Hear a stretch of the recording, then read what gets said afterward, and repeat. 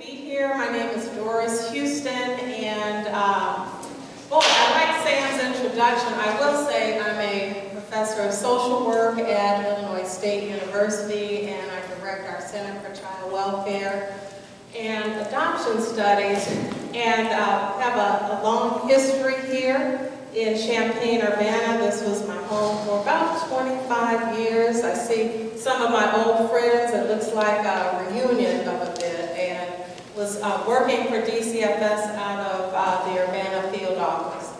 But anyway, we're here today for this town hall, and it's something that we've been wanting to do for some time. Many of you who have been around for quite a while know that we started having community dialogues and what we call action teams. And those teams were formed in individual communities to address issues around racial disparities and racial disproportionality, specifically within the child welfare system. And we know that many of those disparities also extend to other systems, whether that's juvenile justice, whether that's in the school systems, and other areas. So the team here has been going strong since 2008. We'll give some acknowledgments for that team. But I want to first start with an introduction and a welcome from some of our partners that made this event possible, and that is the Black Administrators of Child Welfare in Illinois, BACW, and also the Black Social Workers, the Chicago Association of Black Social Workers. So they wrote a grant and was successful in receiving that grant, and that's called Healing Illinois. And I know there's a few other initiatives under the Healing Illinois umbrella, but we want to bring to the stage Ms. Jacqueline Bright. She will talk a little bit about Black Administrators of Child Welfare in Illinois, and Dr. Tiffany Johnson from the Chicago Association of Black Social Workers. So I'll invite Jackie up to the stage.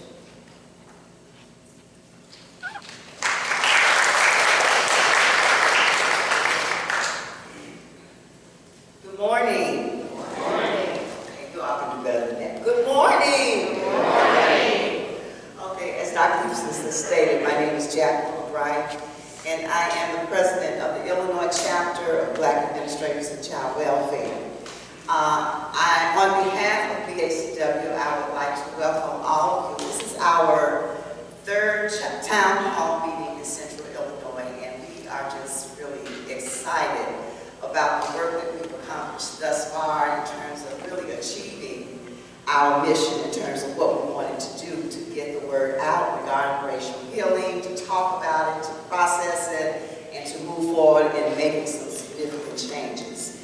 Before we go ahead, as Dr. Houston has stated, I just want to share with you some information about our organization.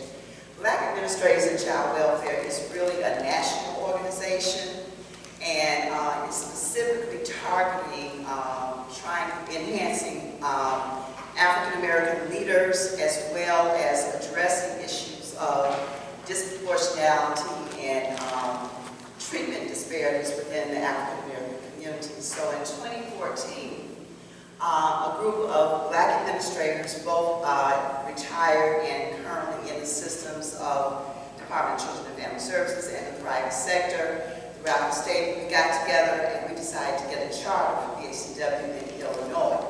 With the same issues, because we know for a fact that Illinois also experiences a drastic issue regarding disproportionality across various systems, not just child welfare. We're talking about education, we're talking about health, we're talking about juvenile justice, and we all know child welfare is a holistic approach.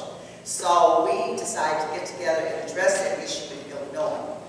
The other piece that we wanted to focus on was taking a look at the African American social workers and developing a program, an institute that will focus on their leadership, to put them into leadership roles within the child welfare system. So 3 years ago, we were very fortunate to receive another grant to spearhead what we consider our Child Welfare Leadership Institute.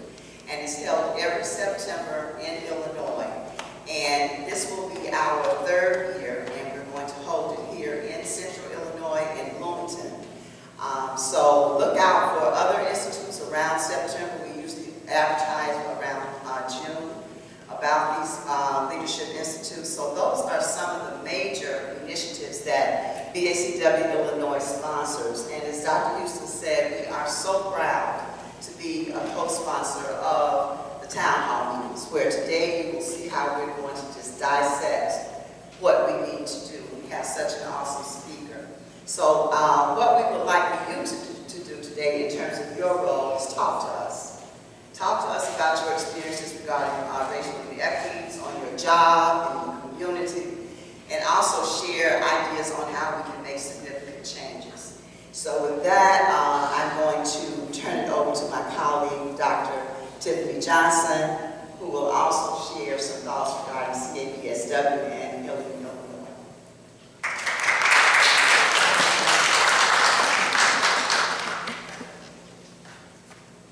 Thank you.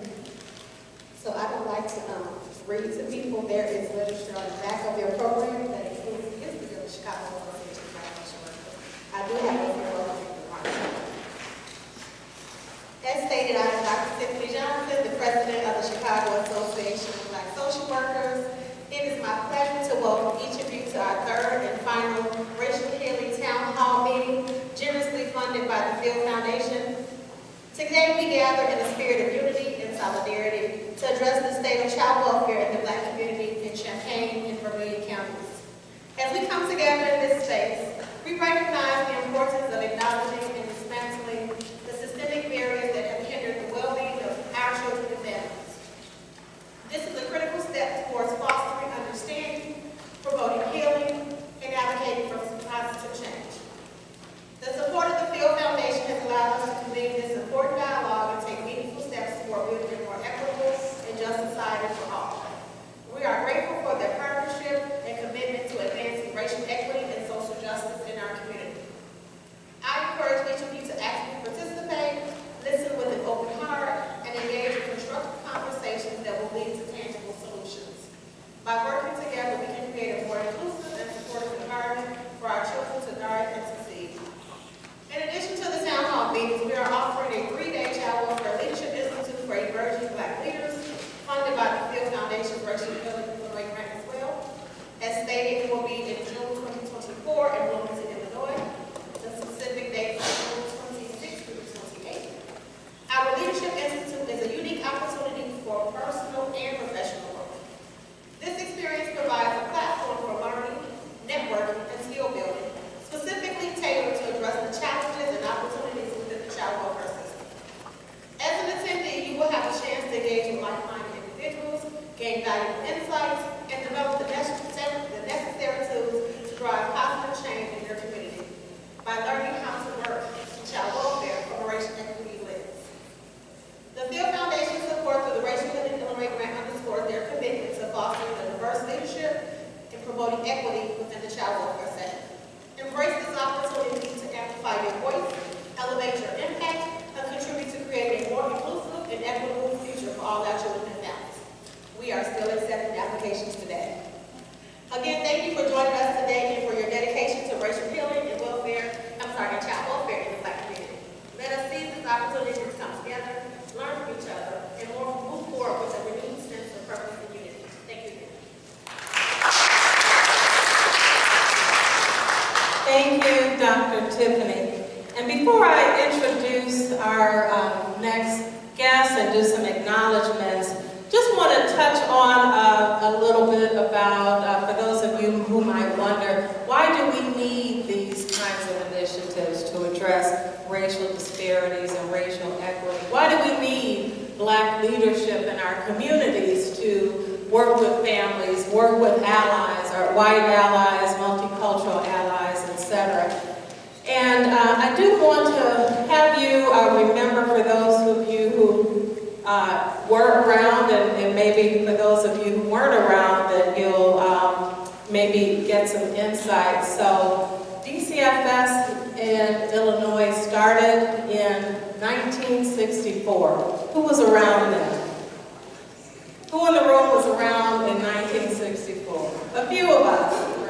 Actually, DCFS here was the first state child welfare agency, so we were certainly above the curve. But also during that time, the U.S. Department of, the Secretary of the U.S. Department of Labor, Daniel Patrick Moynihan, came out with a report where he described Black families and more broadly the Black community as embedded in a tangle of pathology.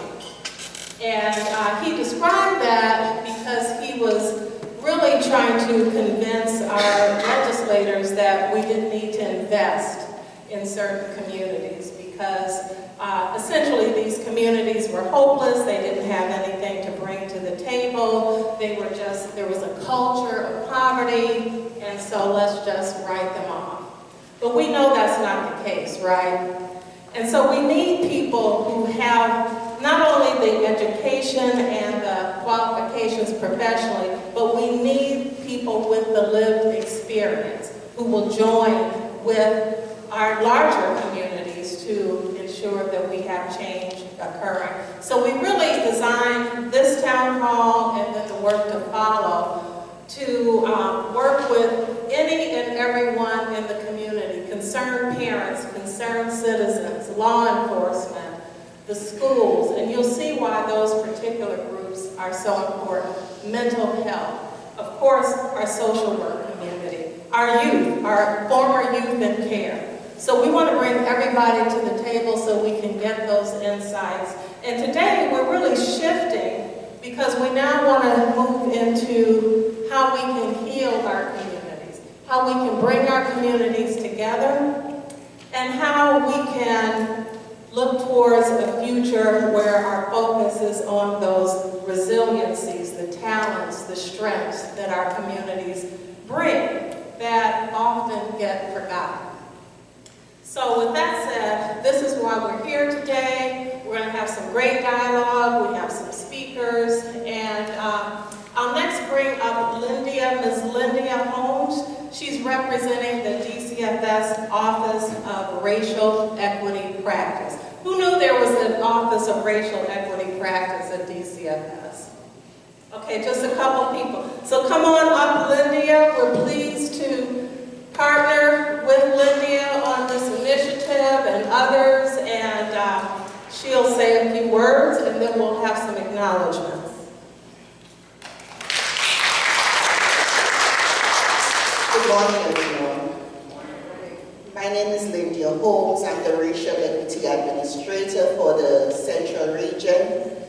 Our director is Deshane Brown. She had a conflict this morning, so she called me to speak on her behalf.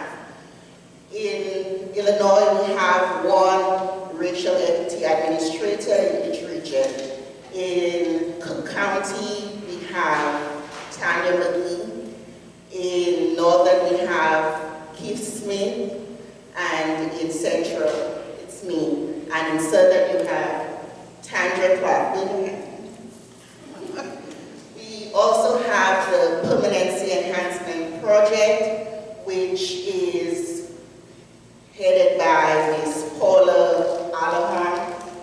She is not able to be here today, but the Permanency Enhancement Project basically works with our university partners to get stats to feed to our action team, and the action team would go out to support our federal requirements. Example, the action team would go out to schools and speak to our mandated reporters in the school, get them access to resources rather than calling the hotline and having a child come into DCFS care. The school would access resources like food, clothing, etc., instead, which would lower the number of children coming into care. Our role as the Racial Equity and Enhancement is to stop the number of African Americans coming into DCFS care. because we are disproportionately represented in the system, and we also want to close the back door if the children do come into care, get permanency for them, and if at all possible, leave them in their community so that we don't have cultural dislocation. We've been working with training. We have the implicit bias training, which I believe is mandated by DCFS. Every year we have to complete the implicit bias training. I believe the deadline was July. We are working on practice issues. We are looking at mandated reporter training. We have the three mandated reporters who call in most are the police, the teachers, and the doctors. So we are working to revamp the mandated reporter training so that we get less calls and referrals are made to the community. We currently have extra funding from the federal government so that we could fund our research through our university partners so that they could feed that information to our action team, and our action team could go out and meet those federal requirements. We currently are looking to change legislation by having certain projects. We have the bias-free removal pilot. We hoping to have this rolled out in the summer. Basically, like I said, our job is to decrease the number of African American children entering the system. So what we do is we have 3 counties: DuPage, Champaign, and Williamson County. Those 3 counties, when a report comes in, we only take like the neglect reports. We move all demographic information. We'll have age, names, areas removed. So when DCP, which is investigations, decide to take protective custody of children on certain allegations, that will be referred to the review team. The review team are made of professionals, DCP from another county, INTAC from another county, will come in and review that case where they decided to take protective custody. The children's picture will not be, they'll have no access to the kid's picture, so you don't know the race of the child. So they'll come in within 24 hours, review the investigation and see if protective custody was warranted.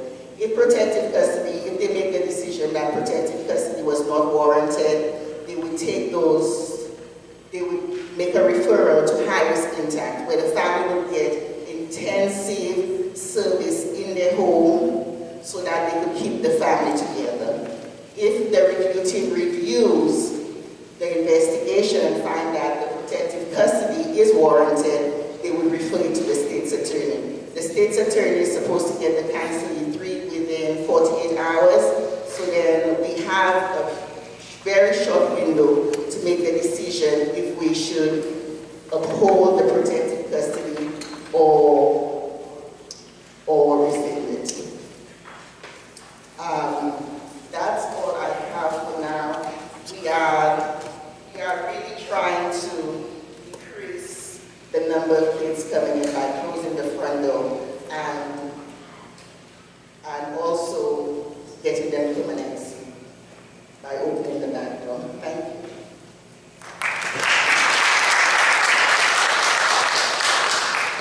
Lydia, thank you for being here. And I do want to point out, you heard Lydia talk about maybe some initiatives that you hadn't heard about before. Well, first of all, the Office of Racial Equity Practice. But she also talked about bias-free removal. So this is a fairly new initiative that's actually now spreading across the country. But it is an approach to remove identifiers and other information that might lend itself to some bias. within decision-making, within child welfare. And then also track and intervene if there appears to be some bias there. But I want to point out that these initiatives did not happen just out of thin air. They happen because of the work and the advocacy of every single one of you and those you're connected to. So it warms my heart because for those of us who've been doing this work, the initiative here in Champaign-Urbana and in several areas in the central region started in 2008. And that's a long time, right? And sometimes we may think, why are we doing this?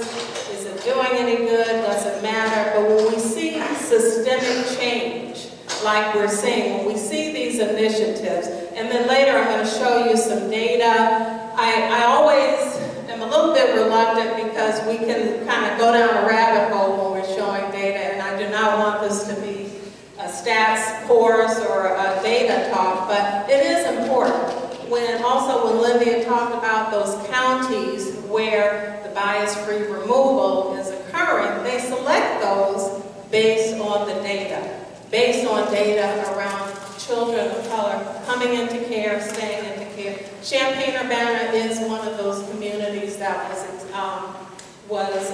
selected because the numbers in terms of disparities and disproportionality are higher than in some other places. So we'll get into that, but we do want to acknowledge some people in the room. Is Angie Pierce? Angie, can you stand up? Let's give Angie a hand from Champaign Children's Home.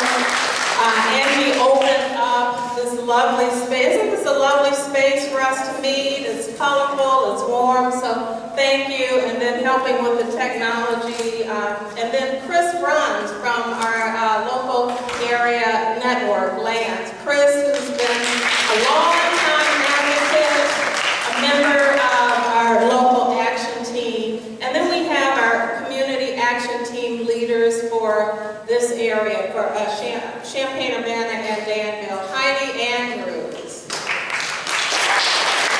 Megan Anderson, who has just been kind of, I understand, was recruited by Heidi to step into some leadership in this area. And is Amy here? Amy Hutton.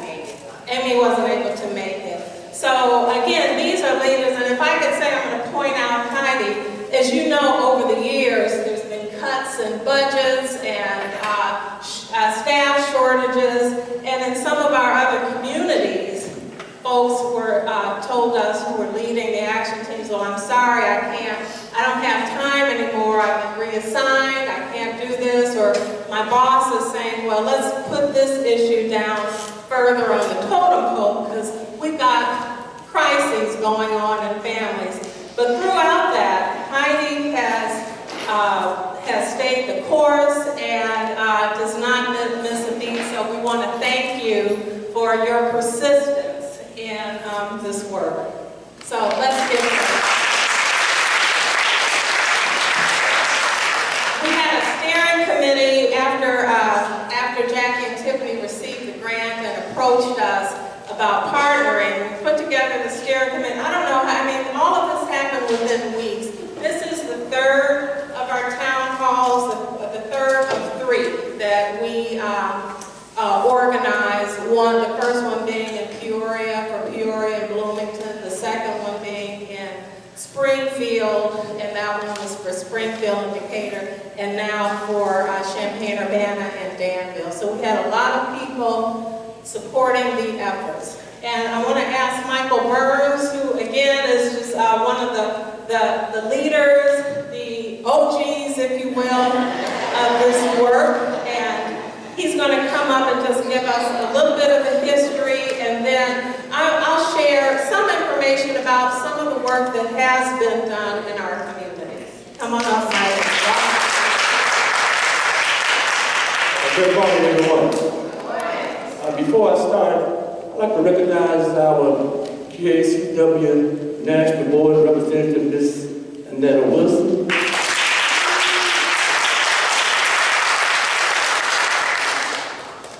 Chief Tyler from Urbana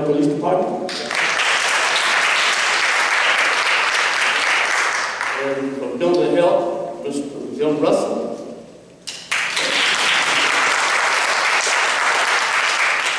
Thank you.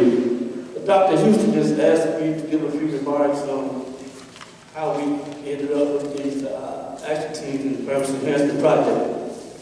So I go back, we all came out of the DCFS African American Advisory Council.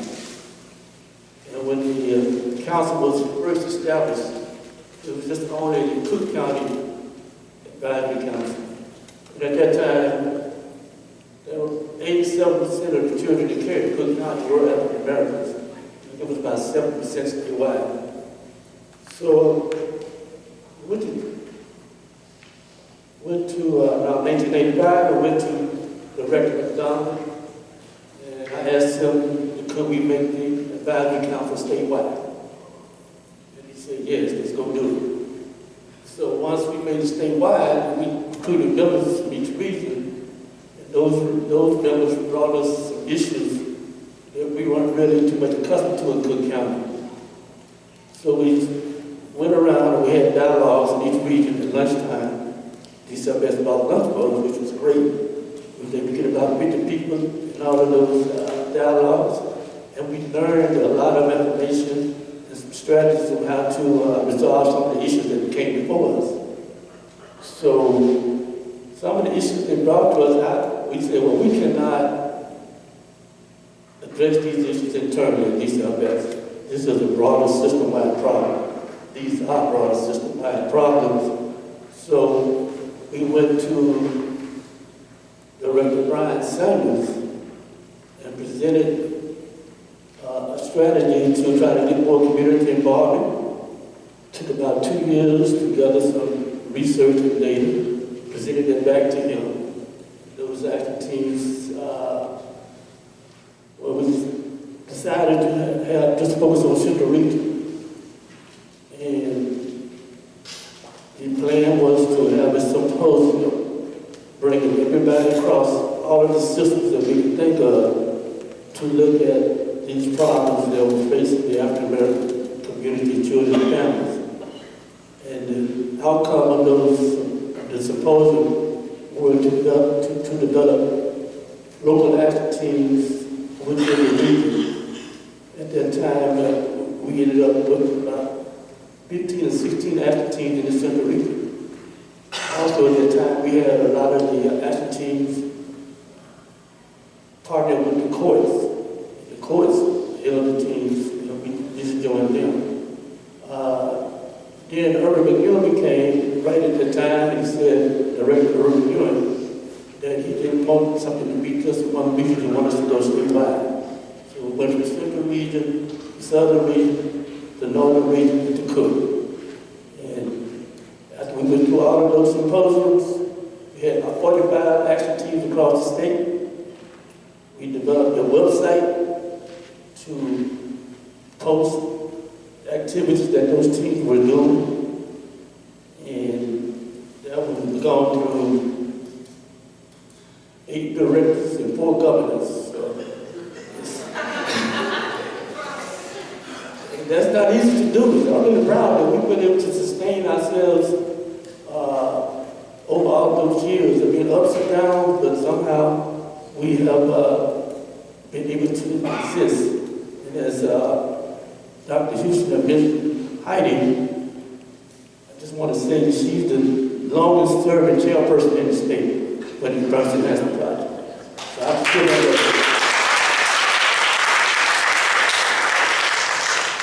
Because without good community and internal leaders and university partners, none of this would be happening. So I think I'll turn it over to Dr. Houston now. Thank you, Michael. And again, you're hearing that theme of the power of the collective, right?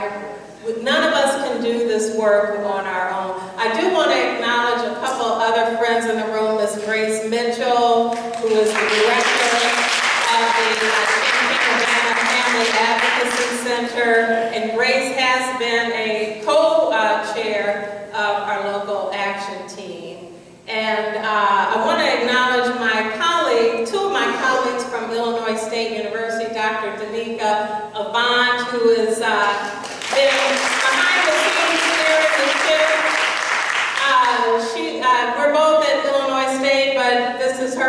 community, and then Dr. Nathan Stevens also. We're part of the, so all of us are part of the social work crew at Illinois State University. So if you have any young people in your family interested in social work, interested in Illinois State, send them our way. We know we have a great university here as well, but we have to, you know, sometimes it depends on the fit for the individual. But just wanted to acknowledge those people in the room. And so, as Michael mentioned, there are four primary goals of the Illinois Permanency Enhancement Initiative. One is to design and push forward community-based solutions. So, not top-down solutions. We have plenty of those, and we continue, and there's a place for them. But each community has different issues, would you say? Different needs, different resources, different leadership. So we wanted to establish this initiative from the ground up, that groundswell, so that we can address the needs going on in an individual community. Obviously, reduce the disparities among children of color compared to the majority populations who are receiving child welfare and child protection services. And then importantly, using the data to be able to improve outcomes, to track outcomes, to look at what changes, how changes have had an impact. I will say with that, as you can imagine, no single program is going to change such huge issues that we're facing in our society, but together we can. And then again, promoting the partnerships with our community stakeholders. I'm so pleased to see that we have so many stakeholders. So just very quickly, before we turn it over to our wonderful keynote today, just wanted to give you a sampling of some of the things that have come out. Is this too far? Is it kind of tiny for you to see? I'll just touch on them briefly, but through these collective efforts, there have been a number of partnerships within the community. We brought in students from our universities. We've had parent gatherings, parent cafes that have come out of this. Grace Mitchell, raise your hand again, developed a curriculum called Getting Our Kids, what's the name of it, Grace? Putting My Families Back Together. And this was one of the things that came out of this, to work with families and give them that education and the support they need if their child is removed, and what steps they need to take, what their rights are, as well as what they should be expecting from those who are serving them. Partnerships with the courts, the administrative offices with the Illinois courts have their own initiatives. One of the things we found out when we first started this initiative was that there was oftentimes a lack of communication between our child welfare and human service providers and court personnel. So there were several collectives that occurred in terms of court partnerships, many that are still going on today, so that child welfare and other human service providers are meeting with judges and state's attorneys. They're tracking their own data, but also looking at some of their own policies and practices. Community fairs, resource fairs, etc. So quite a bit of work that has come out of these initiatives. But now is the time to look at some of the things, because again, of budget cuts, people moving on to sustain such kinds of initiatives. It's time to look at, okay, where do we want to go next? What are the issues for the current time, maybe different from 2008, and how we can bring in some new leaders who maybe weren't involved before. So without further ado, I'm sorry I had turned the phone off, sorry about that. Without further ado, now we want to bring Mr. Lyman Lecters to the stage.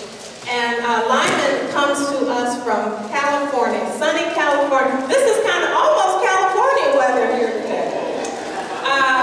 Lyman is the Senior Director of Strategic Consulting with Casey Family Programs. your program booklet. He works with state organizations throughout the country, and we were thrilled that he was willing to make himself available for all 3 of our town halls. So back and forth on the plane, and he's made it a priority to be with us today. So without further ado, let's welcome Lon.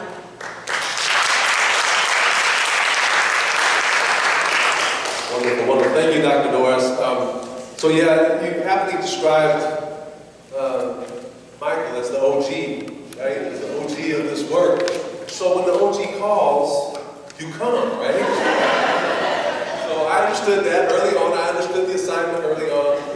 Good morning to you all. It's really a privilege and pleasure to be here. I love being in a room filled with people who love children. And so I will give all I have.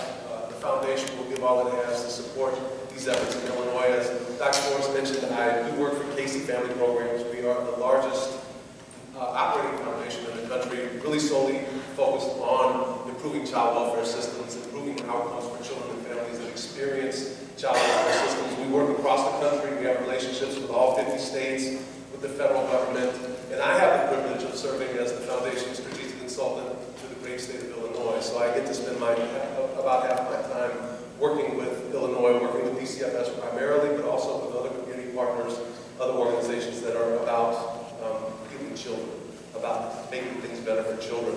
So I want to, this morning I'm going to offer an invitation. We hear a lot about the work that's going on in child welfare. It's all good work. We have to continue to improve the work that we're doing within the system. We also have to think about something different. We have to think about this notion of transformation, creating something different. And the reality is we can't ignore one to do the other. We have to do both. But what happens in the systems that we operate is that the attention is focused on the immediate, what's right in front of us. We've heard about some of them already. Leadership change, tragedy happens in child welfare, budget cuts happen. There's all these things that draw our attention away from creating this preferred future. So I'm going to talk to you a little bit about this notion of well-being and well-becoming as a frame for a transformational opportunity. So forgive me, technology's not my jam, but I did appreciate, I got it, I think it's working. So yes, the warm weather did welcome me this morning. It was California, I've been here before, it's not quite as warm. So, It might change by this afternoon. I know, and I'm going back to Chicago, so it probably will change, right? So this idea of well-becoming, and I'm going to get into that a little bit more deeply as this presentation goes forward, but what I want to invite you to think about first is this question. You've heard it before. Our president and CEO at Casey Family Programs almost always opens our big meetings with this question. How are the children? How are the children doing? And the response ultimately should be that the children are well. But I'm not sure we can say that. I mean, we can say that some children are well, some children are better, but when we ask to answer this question in a collective way, the children are not really well, and we need to focus on that a little bit. So I invite you to think about the children in your lives. Your children, your own children. I have grandchildren. Those are the babies that I think about when I get into these conversations and into this work. So the children in your lives, what do you think about them? What do you want for them? What is your dream for them? What is your desire for them? When you think about those children, do you pick certain things in their lives that you focus on? Do you pick housing or education?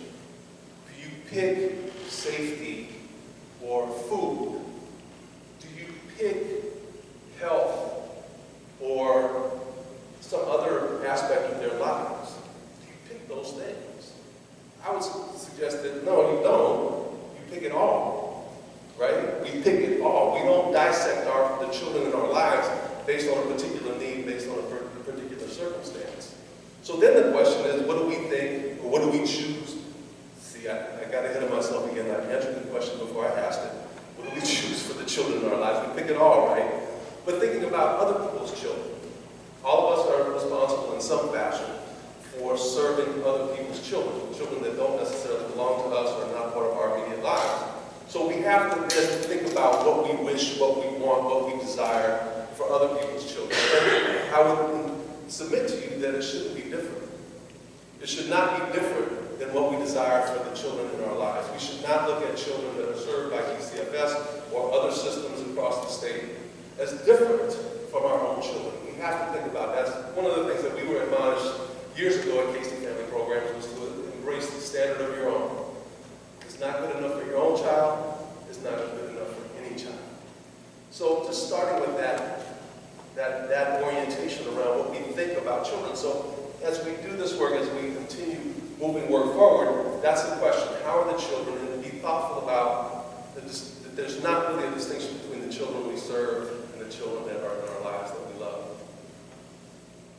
So there are some prevailing narratives in child welfare. Some of them have been touched on already. Dr. Doris mentioned the Moynihan report, which was devastating to communities across the country.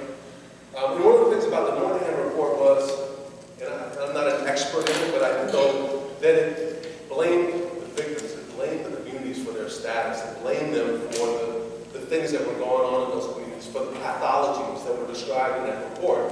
It didn't talk about how they got there. It didn't talk about the why. It didn't talk about how that the communities were struggling, the families had been destroyed by previous eras in our country, Jim Crow, Reconstruction, slavery, and the role of systems in those eras in our country, even the role of child welfare in some of those eras. So one of the things that we have to consider is that there's a prevailing narrative in child welfare around this notion of rescue. It continues, and I know I'm in the room with a social work professor, so y'all can correct me at the break if you want. But there is this idea that child welfare was founded on, we have to go save these poor children from these bad families. And we're probably going to punish the families for what we think they did, right? That narrative, even though we don't talk about it like that anymore, still prevails today. When we use tools that are traumatizing to children and families under the idea that we're somehow keeping them safe, when the primary tool for keeping a child safe is to remove them from their families, we're still in this orientation of rescue. We can justify it, we can say we're doing the right thing, we're protecting these children, but the reality is we need to be thoughtful about how we do that. And so that's an orientation, understanding that the history of child welfare is built on this rescue mentality. Youth justice, criminal justice system is based on this notion of law and order.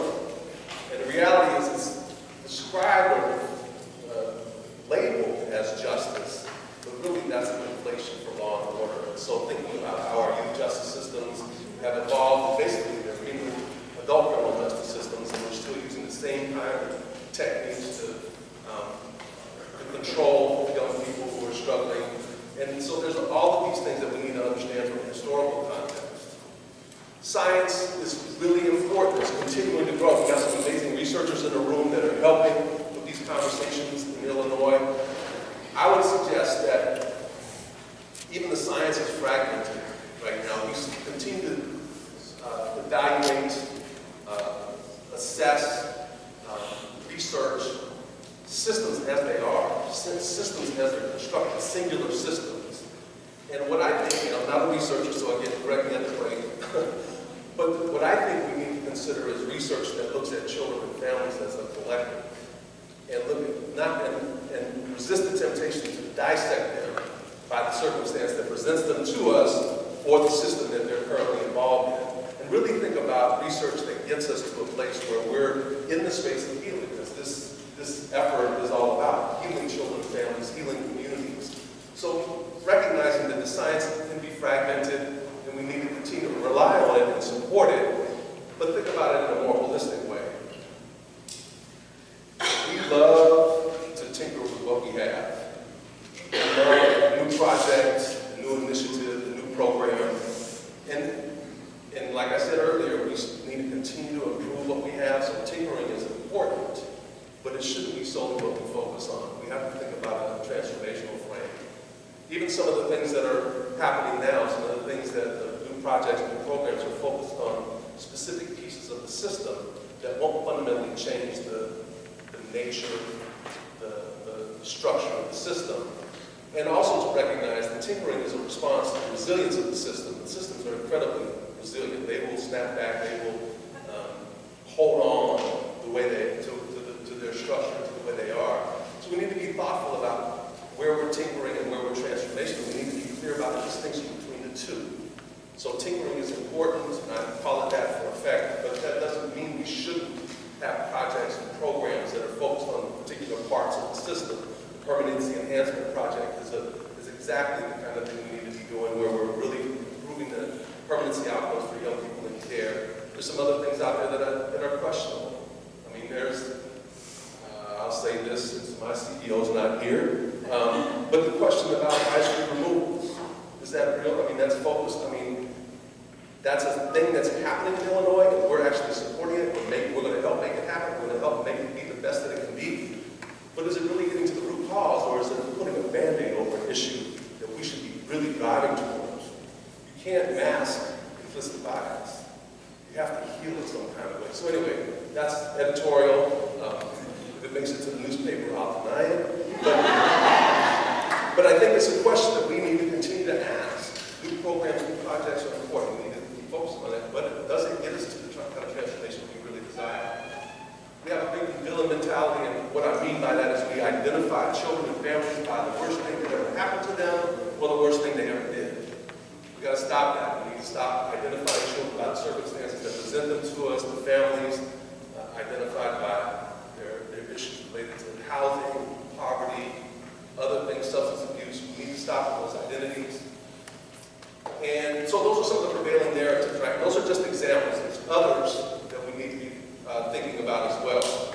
Our current systems, and this is a broad focus, child welfare, youth justice, education, mental health, behavioral health, we are really reactive when it comes to young people who need help, families that need help. We don't intervene, we don't come alongside until something's already happened. So one of the thoughts about transformation is, can we move upstream? Can we really get to a place where we're providing true prevention, primary prevention, preventing the harm, preventing the situations and circumstances that exist? And people always lean towards poverty. Well, poverty is one of those big things that as soon as you bring it into the conversation, we can't solve that. We can't fix that. But I disagree. I think there are ways that we can figure that out. We can figure out how to provide resources for families and young people that don't allow this framing of poverty to cause them to be at risk for entry into the systems that are serving them. I think that there's also opportunities for us to move upstream and to be careful about what we call transformative. One of the examples here is the Families First and Prevention Services Act. An amazing, amazing legislative act from the federal government that changed the funding structures of child welfare as we know it. It's opening up the 4E entitlement to fund interventions for families, when historically it wasn't used for that, wasn't able to be used for that. But in and of itself, it is not transformative.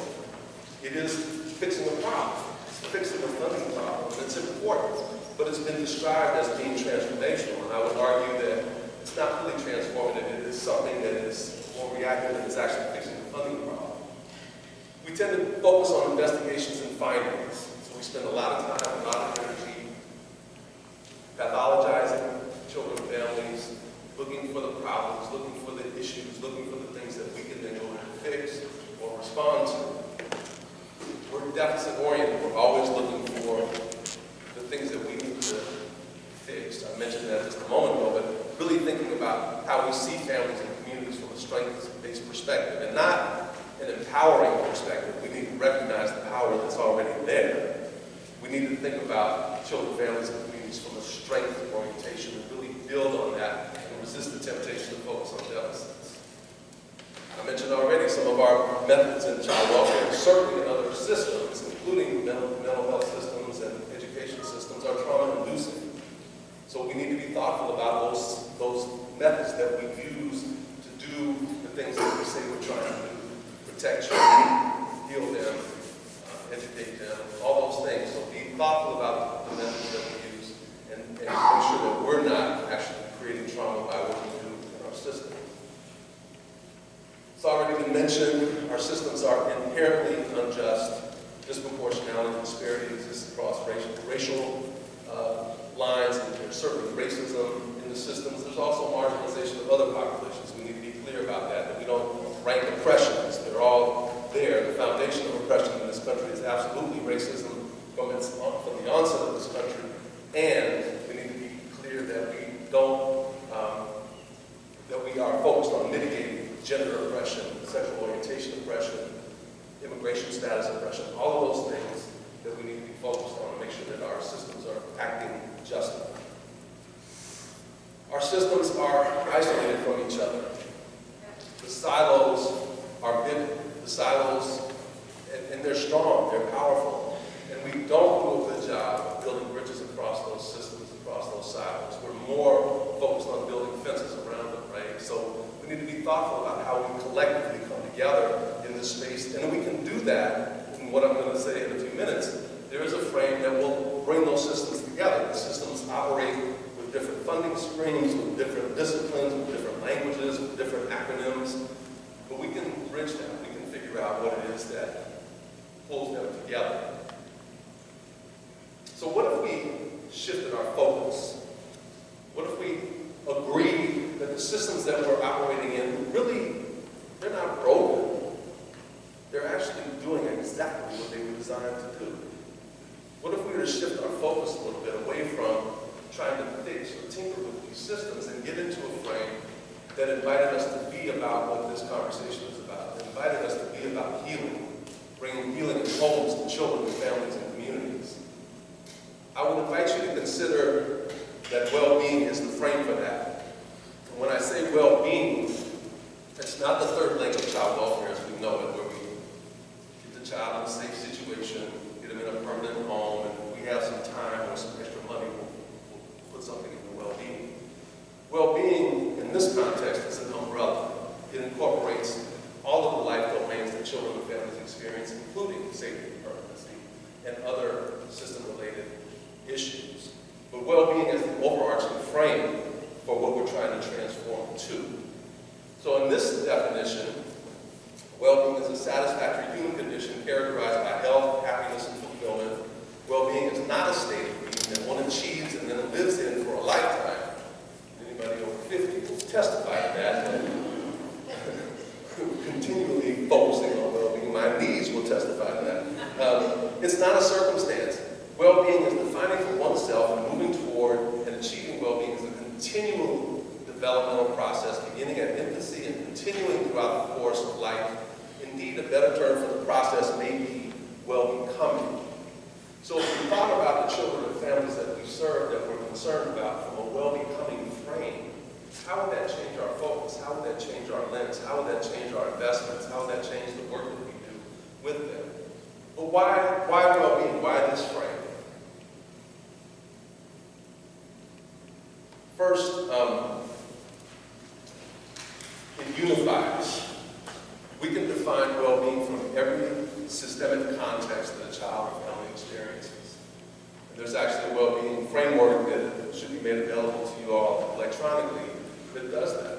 We talk about well-being from a child welfare perspective. We talk about it from a youth justice perspective.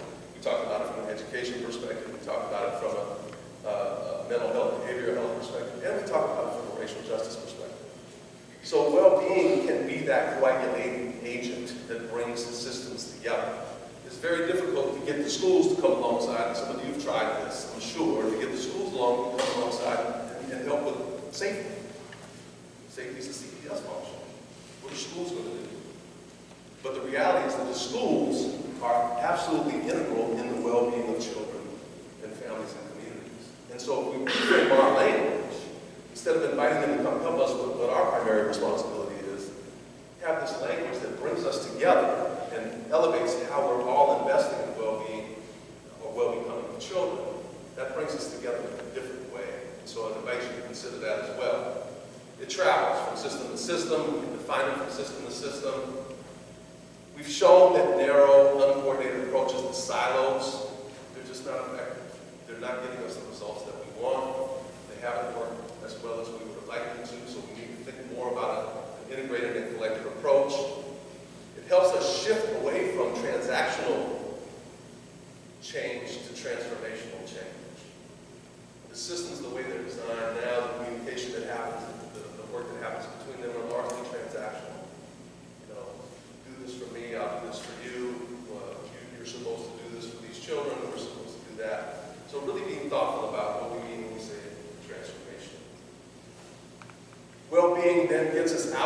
circumstantial frame where we're focused on a particular point in time that child or family and or family is struggling. There's a struggle that we're focused on and trying to fix.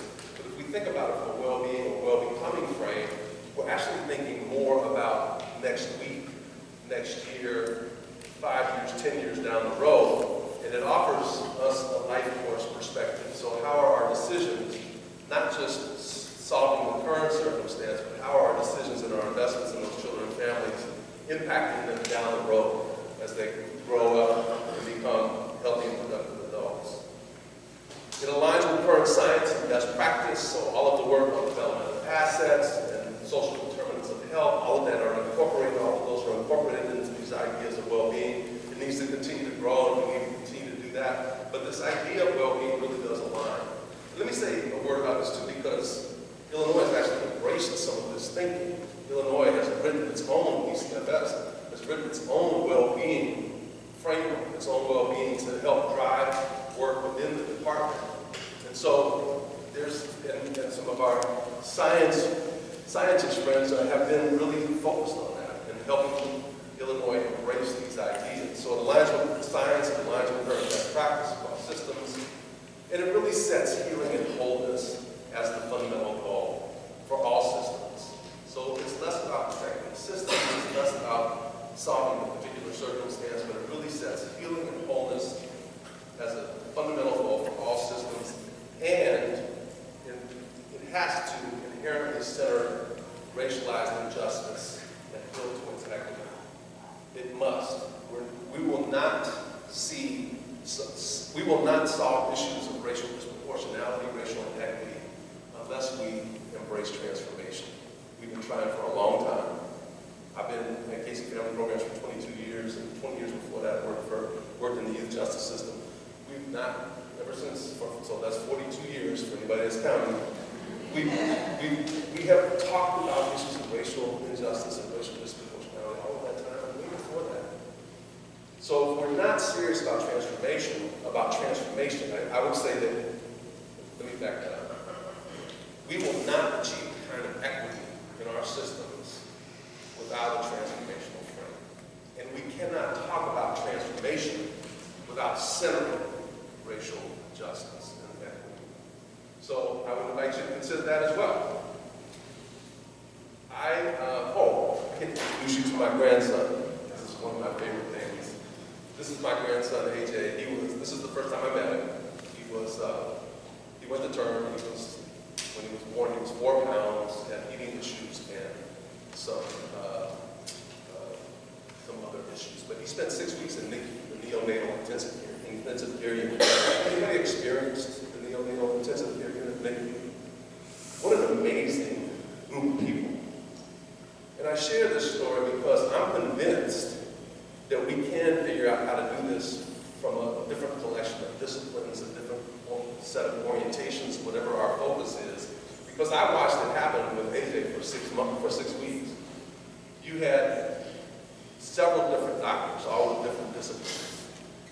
You had nurses, nutritionists, radiologists, all of these folks working on specific pieces of AJ, working on specific things that he needed to have focused on, and they did it all from these different disciplines. They were not the same. Now, it was all in the medical field, I get that, but these were all folks who came together with a singular purpose to help AJ become well. So I watched this happen, and I was like, okay, how does that translate to the systems that we're working in? Well, if we can figure out how to work together in a collective way and center healing as our goal, healing and wholeness as our goal, then it can be effective. And this is AJ after he came out of NICU. So it worked. I watched it work, and so I think that is an example. If we really want to be clear about the opportunity to come together in a collective way, to be about healing and wholeness, that's the example that I have. And it was a real life example. And now this is AJ, very precocious 9-year-old, my very precocious 9-year-old grandson. So it's possible. It takes work. It takes some intention. And I think that's the focus of these conversations that I'm really excited to be part of, that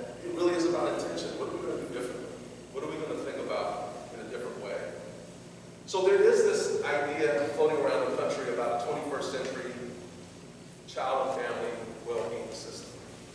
So rather than locking ourselves into the fact that we are operating systems that are based on 19th and 20th century principles, we're now almost a quarter of the way through the 21st century. What do we want for the 21st century? What is it that we want? And so I would submit to you that it is something that's much more centered on well-being and well-becoming.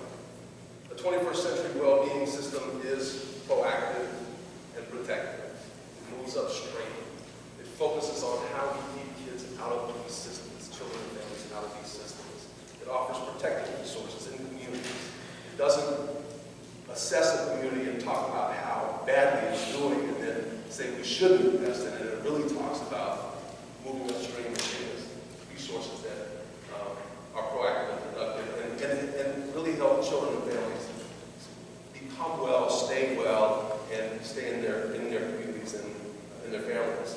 It's focused on primary prevention and early intervention, easy for me to say, primary prevention and early intervention. So investing our resources at the front end and not waiting until they come into the systems to serve them. It's strength-based and holistic, so it focuses on the strengths of the community and the family, and it is much more comprehensive. So it's not a single domain, it's multiple domains. So it's that opportunity for us to pick everything for the children and families that we serve, and not just one or two things that we focus on. It offers that life course perspective. What are we doing now that's going to impact a child 10 years from now? Making sure that we're thinking beyond the circumstance that presents them to us. And finally, it incorporates a commitment to racial equity and justice. It is a thread through all of the domains, all of the work that we do, all of the efforts that we have, but it's also got to be a specific focus, just like Lydia offered the conversation about the Office of Racial Equity Practice. That is a specific focus, so we have to have that. We have to have a specific domain focused on racial justice, and it's got to be a thread throughout all the things we do. So are we serious about transformation, or do we want to tinker?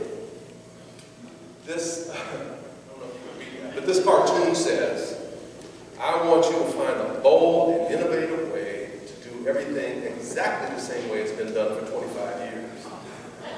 That's a joke. It's supposed to be funny. And it's also revealing, right? It's also revealing to us. The projects and efforts that we're involved in are important. We have to change what we have. We have to improve what we have. But we also have to think transformationally. We have to be clear that transformation is an area of focus for us.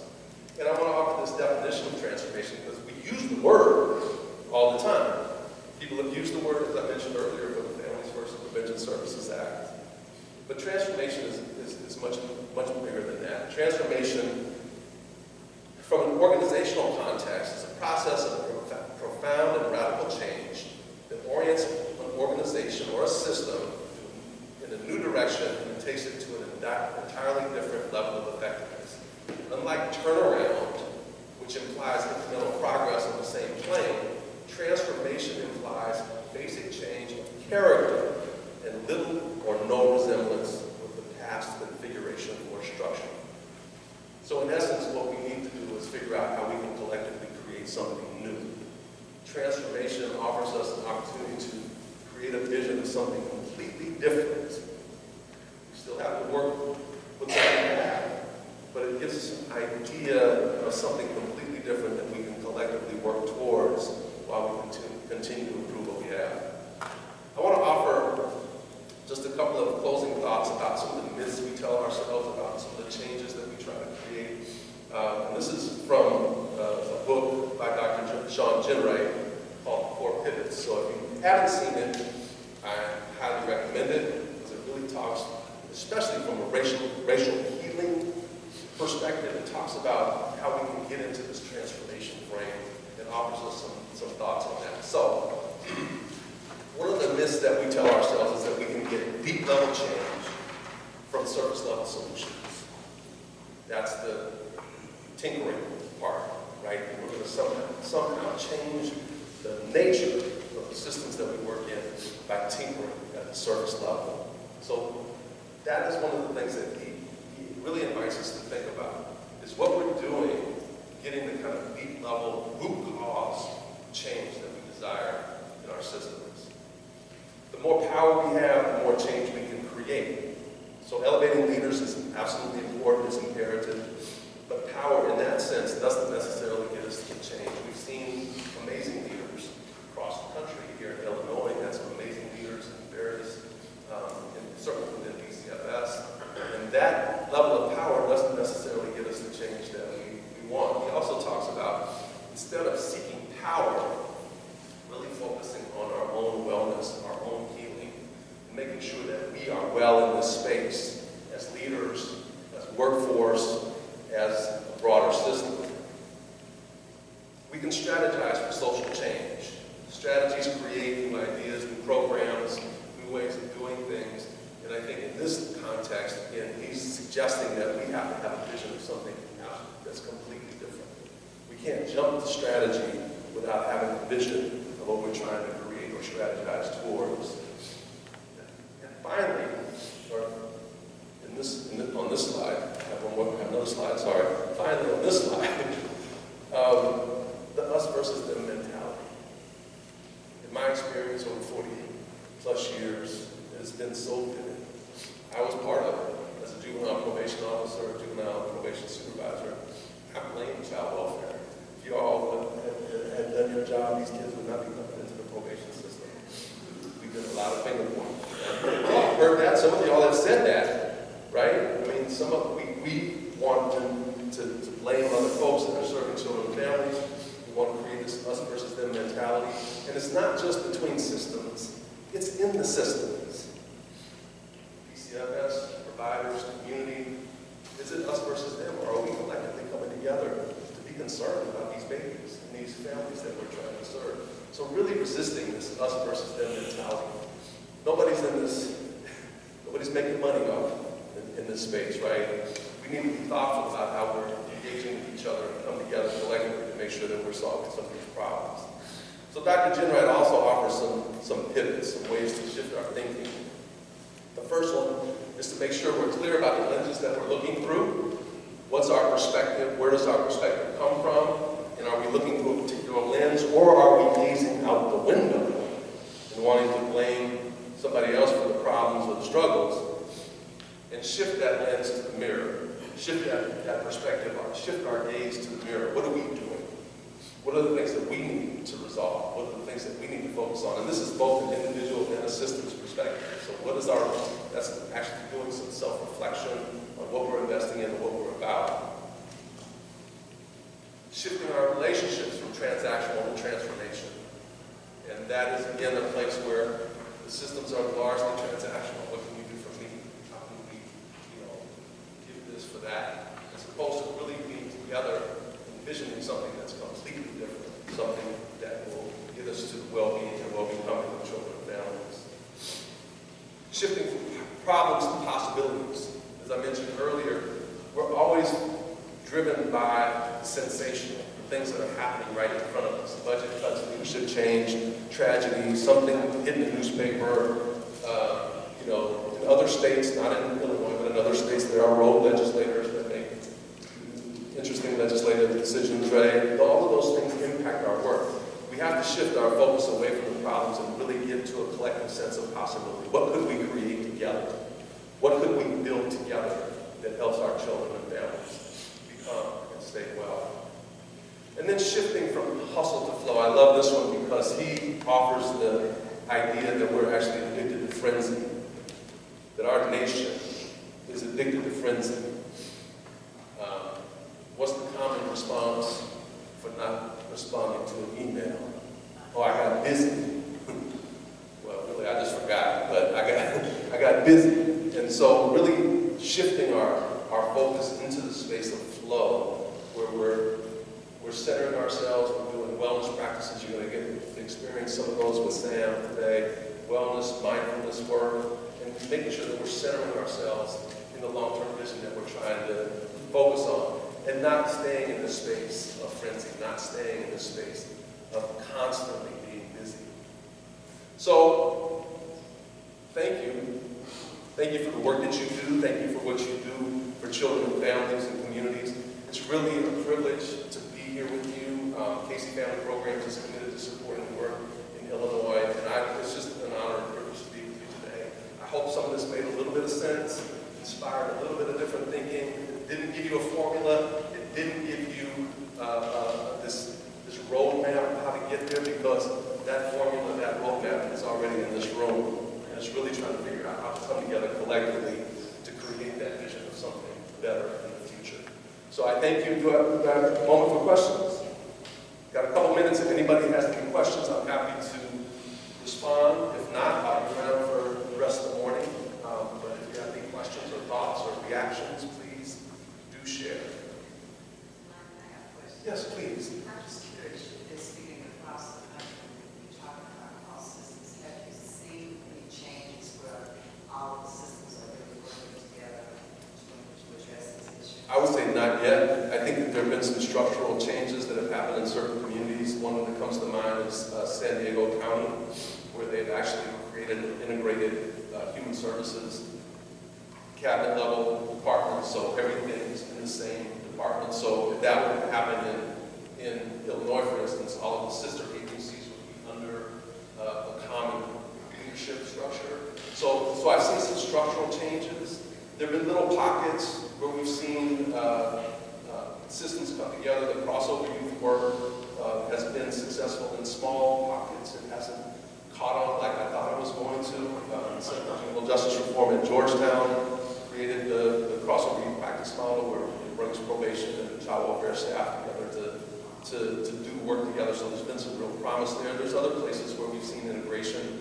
But from this idea of transformation, I would say no, we haven't seen that. And part of the problem is keeping our attention on that. Even at the foundation, our attention doesn't necessarily stay there. We're working with jurisdictions that have immediate needs and immediate supports, and so our attention can drift as well. So, but it's a great question. So maybe Illinois.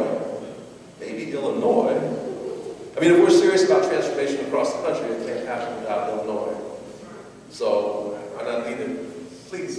You spoke about your grandson when he was in the NICU, how the different disciplines actually have been taken care of. A long time ago, we used to have what we call the land, which was, a bunch of different disciplines that came together to help into families that were needing assistance. And from that, we got a track around the program where the entire family, we looked at where they belonged, the entire family, and supported them and helped them with whatever it was. Whether it was bedding, furniture, food, someone needed a job, all of those type of things to help you. We all know that if we don't help the family together as a unit, it's never going to happen. You cannot just help the youth and provide health services for them or whatever that they're needing, and then not help the family as well. Do you see anything like that in the other states that you are in, where someone's doing that, where it's being brought back? Because we went away a long time ago, and we continue to try, and we're going to here in Champaign County and in Vermilion County to do that, to have a wraparound type of, we are all senior, we all know who can do what and how we can all help. And we just need to get these together. So I've heard about the land, but that was before I started working with Illinois. So my question has always been, why did it go away? And so don't answer that right now. But that's a question for you to contemplate. Why did it go away? We don't do enough of that in what works. Differential response was happening here in Illinois too, and that went away. So it's asking those questions, why did they go away? And first, were they working? You described something that was absolutely working, but why did it go away? And so in your thinking going forward, how do you inoculate the work from what we know is going to happen? So I suspect leadership change had something to do with that. I suspect budget shortfalls had something to do with that. So building that into our thinking strategies, and so that we inoculate the progress from what we know is going to happen. Leadership's going to change. Budgets are going to change. There's going to be another child death or child trauma that's going to impact the way we do work. So building those into our thinking. Thank you for the point. Any other last questions? Please. I appreciate the comment, but I'd also like to offer, and I appreciate the us versus them mindset, but some of that has been embedded into our professional practice.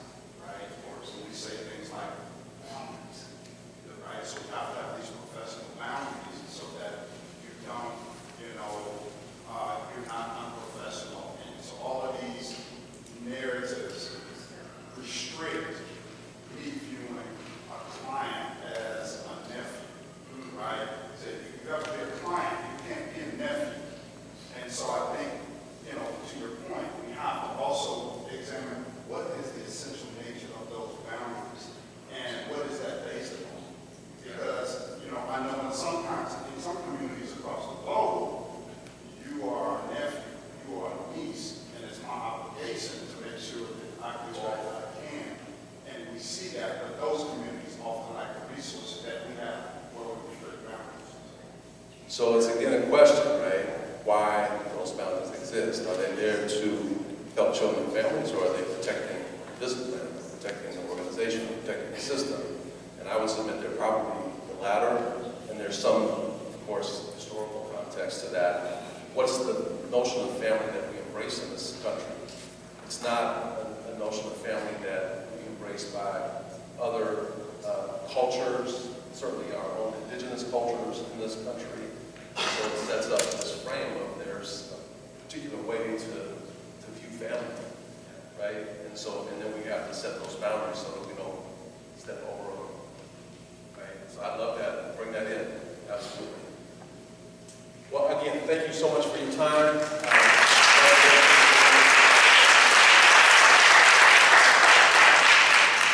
Lyman, I want to thank you for offering a vision of hope and aspiration for this work. One thing that you say is a concept that you introduced that really strikes a chord with me personally is that concept of moving from well-being to well-becoming. And when we think about that, we're all, whether we're an adult, whether we're a baby, we're all on a trajectory, right, of becoming. And what we want to do, for those of us in this room and those who are connected to us, ensure that every child, every family has that opportunity to become the best they can be. So thank you for offering that. And I know everybody's been sitting. Did everybody see the name tags that are going around? We want to make sure Sam will take care of that. Before we move on, because we know you've been sitting a while, but I do want to recognize another person in the room, my dear friend from Danville, and the Danville Action Team, Miss Jackie Ward. Jackie, can you wave? And again, this kind of feels like a reunion. Jackie, Sam, and myself were all at the Urbana field office together in the 90s and have branched out. Jackie moved to the Danville field office at some point and retired, but still felt that need to be committed to this work. So we thank you. Who else from Danville is here today? Okay, great, thank you. So definitely want to have your leadership, your insights as well. So I'm going to turn it over to Sam Smith, and this will give everybody a chance to get up and do some stuff. So here you go, Sam, turning it over to you. So we're running about 15 minutes late, or not late, but just 15 minutes late. We want to take a quick break? Yes? Okay. Yeah, we were going to do a break after, so let's just move the break now and then. So like about a 5-7 minute break. Okay. 7-minute break, set your timer, and then come back to your seat. Let's get started on time. 10:35, let's start at 10:22. What we're going to start with is I'm going to give you a couple of little things to do, and I'm going to time them. They're going to be like 2 minutes. I'm going to ask you to think about some questions. And remember, I asked you to consider thinking about these questions from the perspective of your individual self as well as on a macro level. You can think about that in terms of your organization or in terms of this really large issue that we're dealing with. No, I don't need a mic, do I? No. Okay, so I made a little drawing over here, and you may have seen this drawing before. This is from Stephen Covey's work, and Covey was the author of a book called 7 Habits of Highly Effective People. And in that book, one of the things that Covey talks about is he talks about the difference between our circle of concern, which is often much larger than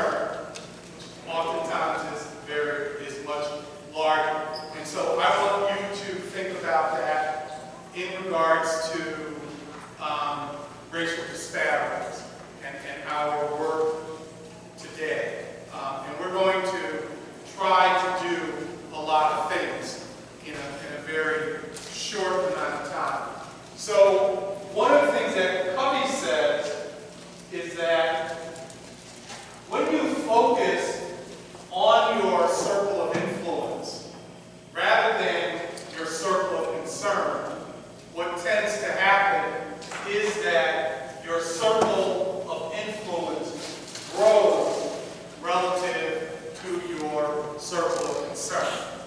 And one of the ways of thinking about that is do the things that are within your power to do. And what tends to happen is then your capacity to influence things begins to change. So what I want you to think about now is that when you consider this issue of racial disparity and racial disproportionality in child welfare, what exactly are you thinking about? And what are you in a position to do something about? So just take a second and with a piece of paper, maybe just make a note of two or three things, let's say 3 things that you are in a position to influence relative to racial disparity in child welfare. Just 2 or 3 things that you are in a position to influence relative to racial disparities or racial disproportionality in child welfare. Does anyone need something to write on? Well, there should be something in your hand. All right? And once you get those 2 or 3 things, just sort of raise your hand.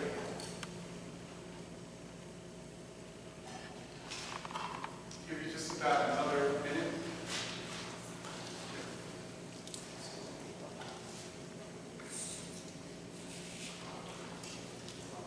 Two or three things that you are in a position to influence relative to racial disparity. Today, not next week, not when I get this budget, it's like today. It could be in your professional life, it could also be in your personal life.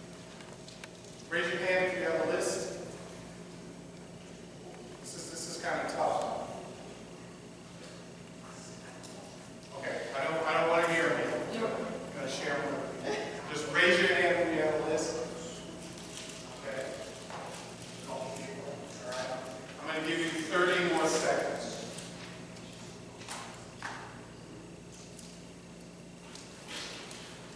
That's interesting just to note how difficult it is to think about things that we can do in the moment in regards to racial disparity and disproportionality. How challenging that is. That's really interesting. That makes this idea of questioning, well, what are they doing? Why haven't they, when we can struggle, like right in the moment, with concrete steps that we can take to address that issue? All right? One of the reasons that this came to mind for me is Lyman was talking about Sean Jenright's book, The 4 Pivots, and it made me think that focusing on our area of concern is a way of looking outward, right? And focusing on our circle of influence is a way of sort of looking at myself. Like, where am I? What is it that I can do, right? Just actually, okay.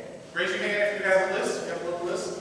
Fantastic, okay. Now, before you did something with thinking about who you are, like what's your primary role, all right? So this is really kind of an extension of that. What is it that you can do?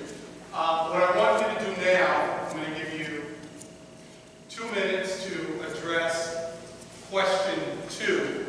And again, I want you to focus on this in terms of our theme, which is racial disparity and disproportionality. I'll give you an example. All right, what do I love?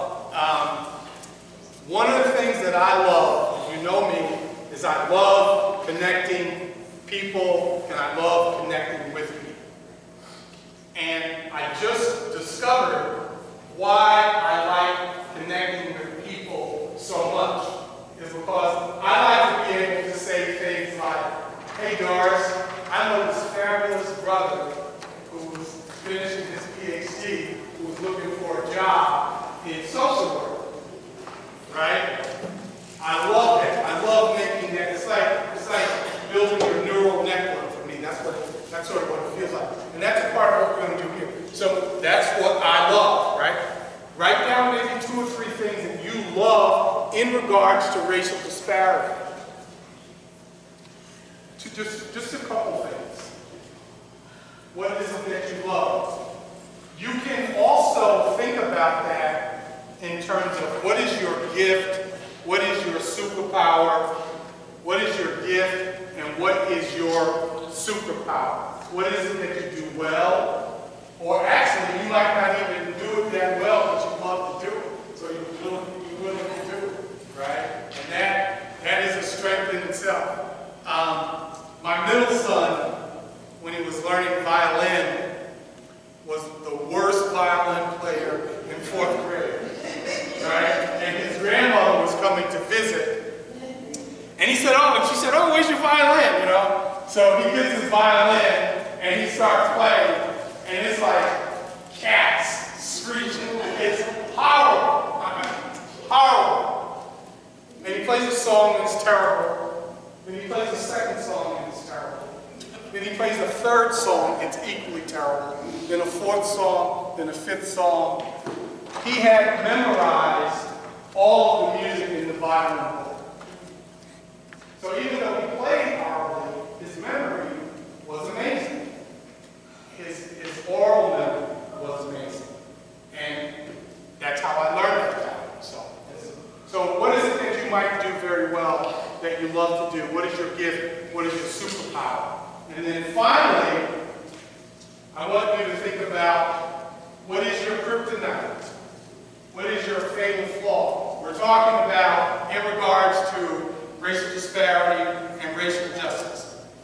Here's something that I believe that I know about us in regards to racial disparities and disproportionalities.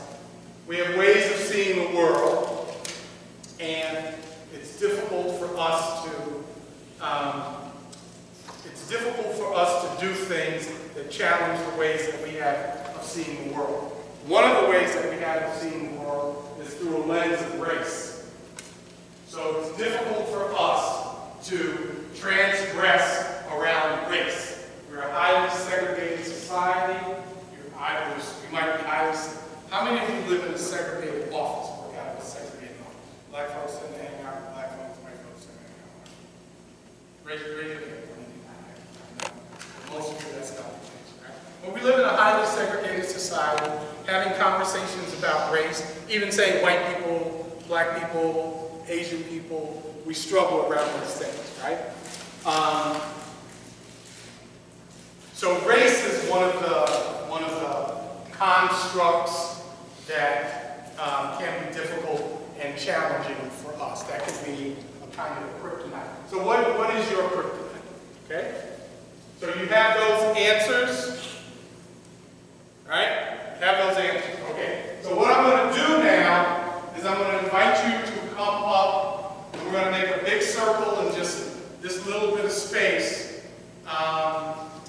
And I want to invite you in particular ways. So if you fit these categories, you can come and you can join the circle. Okay? So if you have been in practice in social work for 30 years or more, please come join the circle. And we're going to stand, so if you need a chair, bring a chair. All right? Fantastic. Wonderful. Wonderful. Come help make a circle. Okay? If you have been in social work practice with youth for 0 to 5 years, please come join us. 0 to 5 years. Almost an equal number. Okay? Fantastic. Wonderful. Wonderful. If you identify as white, please come join the circle.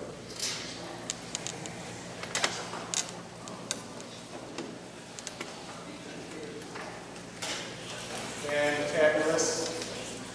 We're making this so we're making pancakes. All right.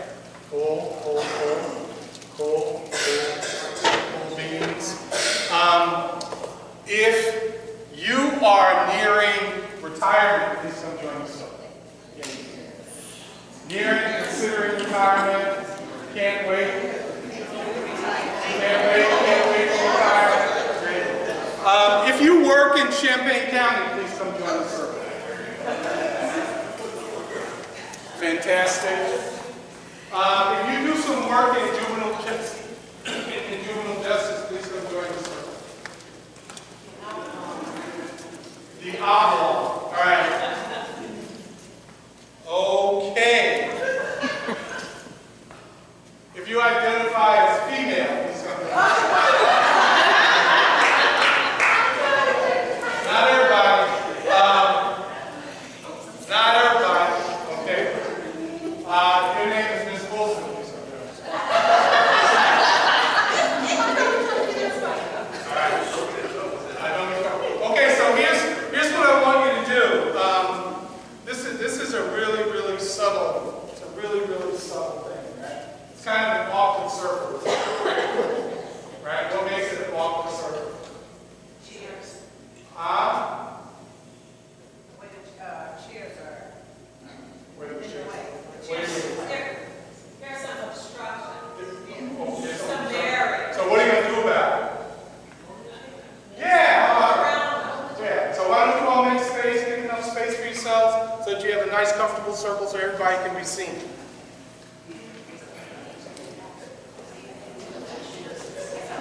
Make enough space for yourself so that everyone can be seen.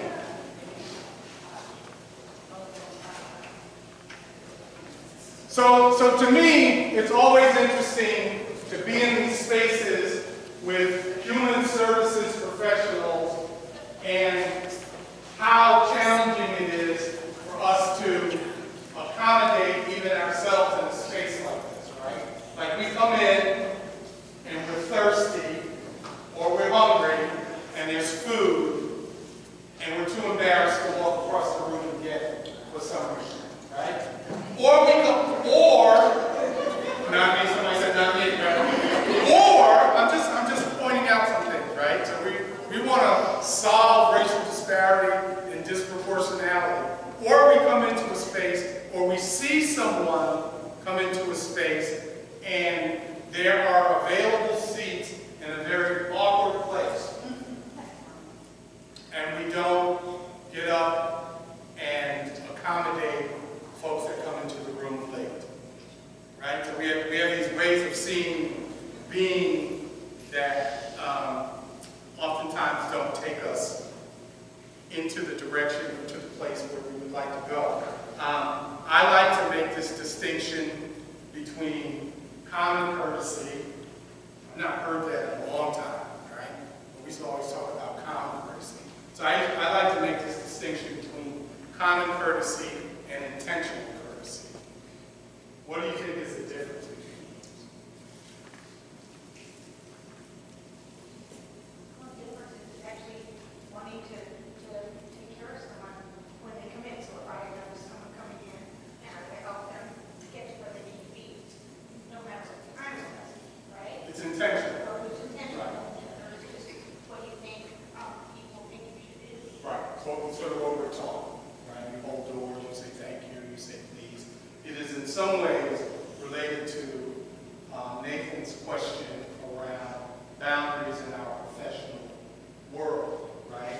That these boundaries, these ways of living with each other, become structures, which I think part of what Lyman was saying in this talk is how we continue to embed oppressions in our lives, right? So what I want you to do is, while you're in this circle, I want you to first just close your eyes for a moment. You need to stay yourself with something. Just give yourself a minute. I'm going to ask you to just let yourself be physically present. We're going to be here for maybe 5 or 6 minutes. You can close your eyes, take a nice deep breath. I'd like you to maybe begin with your own body, thinking about how you feel in your body right now. Something hurt, something uncomfortable, are you feeling relaxed? Are you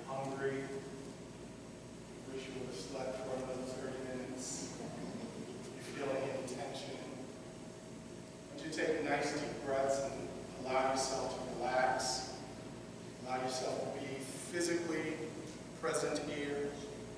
We're all carrying all kinds of things with us. The other people in the space are carrying all kinds of things with them. We're all dealing with various kinds of personal, professional challenges, and ambitions, and wants, and frustration. And just give yourself a minute just to be present here in this space. You made it. You came through a lot, and you're here, and you made it. Take a nice deep breath. What I'd like you to do now is to softly open your eyes and allow yourself to look around our weirdly shaped circle. See all of these other people that are here, also on this same journey, sharing this common interest. Give yourself permission to look at everyone, to see everyone. You don't have to smile, you can just look. Also let yourself be seen. Yep, you're looking at those shoes you wore, looking at those pants, looking at your hair. Just let yourself be seen. I'm always struck by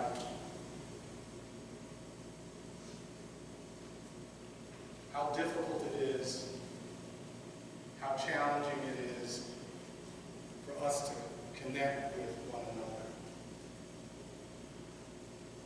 Many years ago, Time magazine published Mother Teresa's letters. And in her letters, there were these times where she had deep crisis of faith. There's this one particular quote from one of her letters that said, "There is a poverty deeper than material poverty. There are people who do not feel they belong. We have got to learn to find one another." So I'm going to invite you in the next couple of minutes just to reach out and to find one another. So if you look around the room, there are people that you don't know, people you've not worked with before, people who may look very different than you.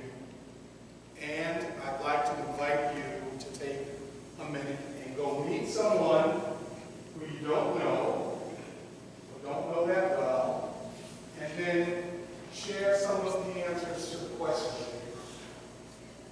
Okay? I'll give you about 3 minutes to do that.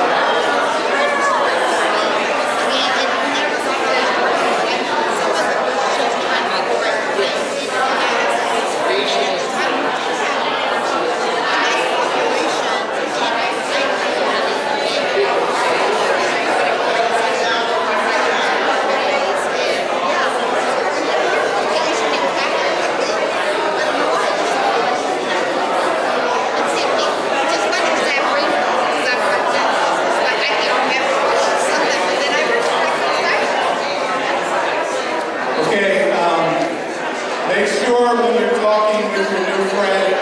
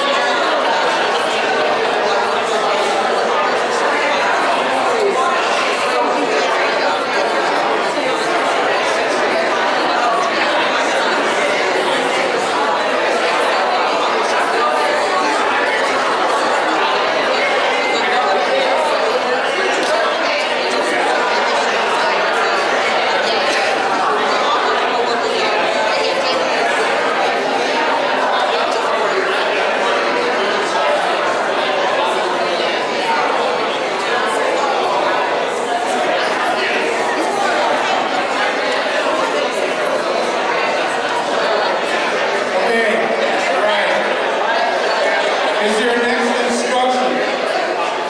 You are to take your partner by the hand and then go find another pair. Take your partner and go find another pair. Take your partner and go find another pair. And go through those same questions. What you see about, what you love,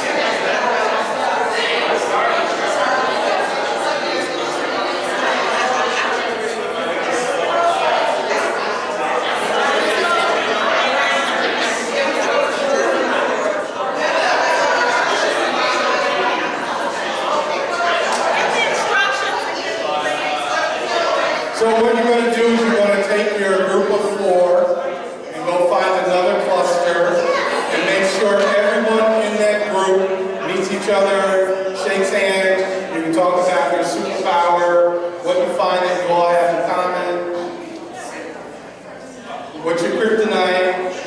What do you love?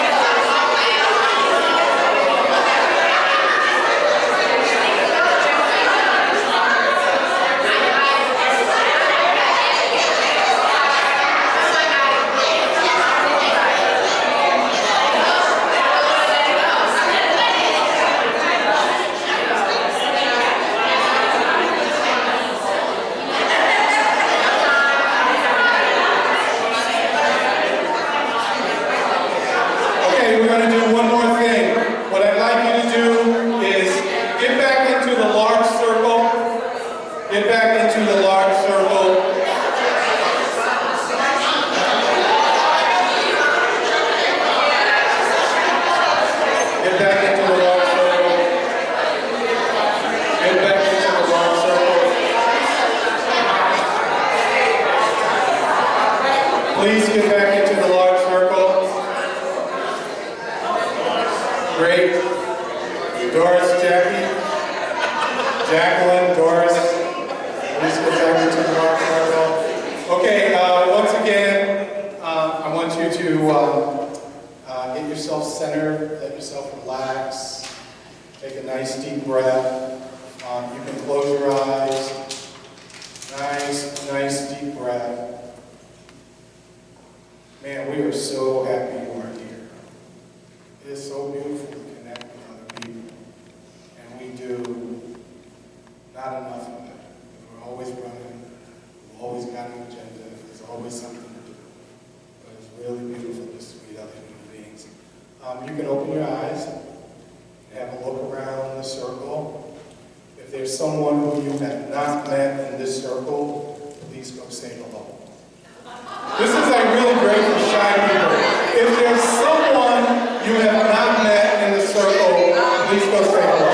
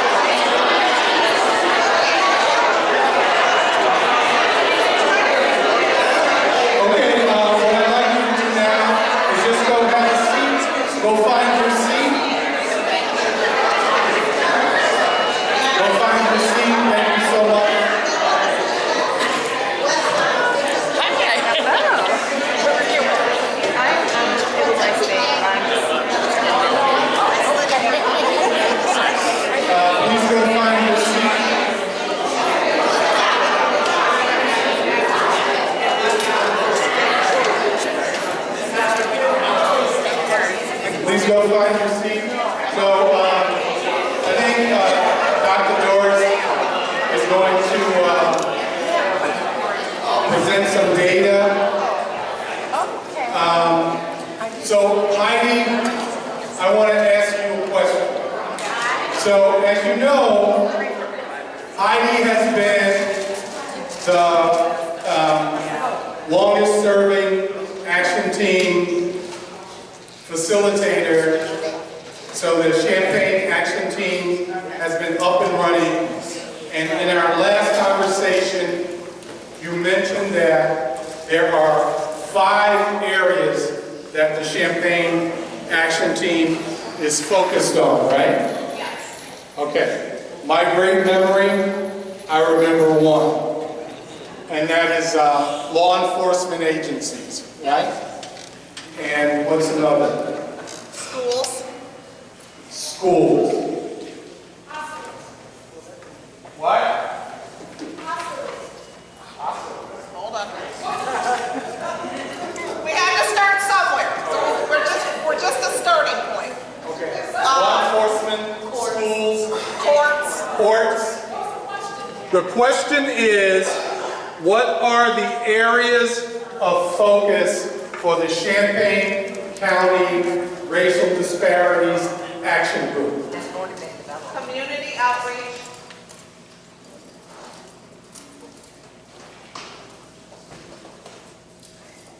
Community outreach.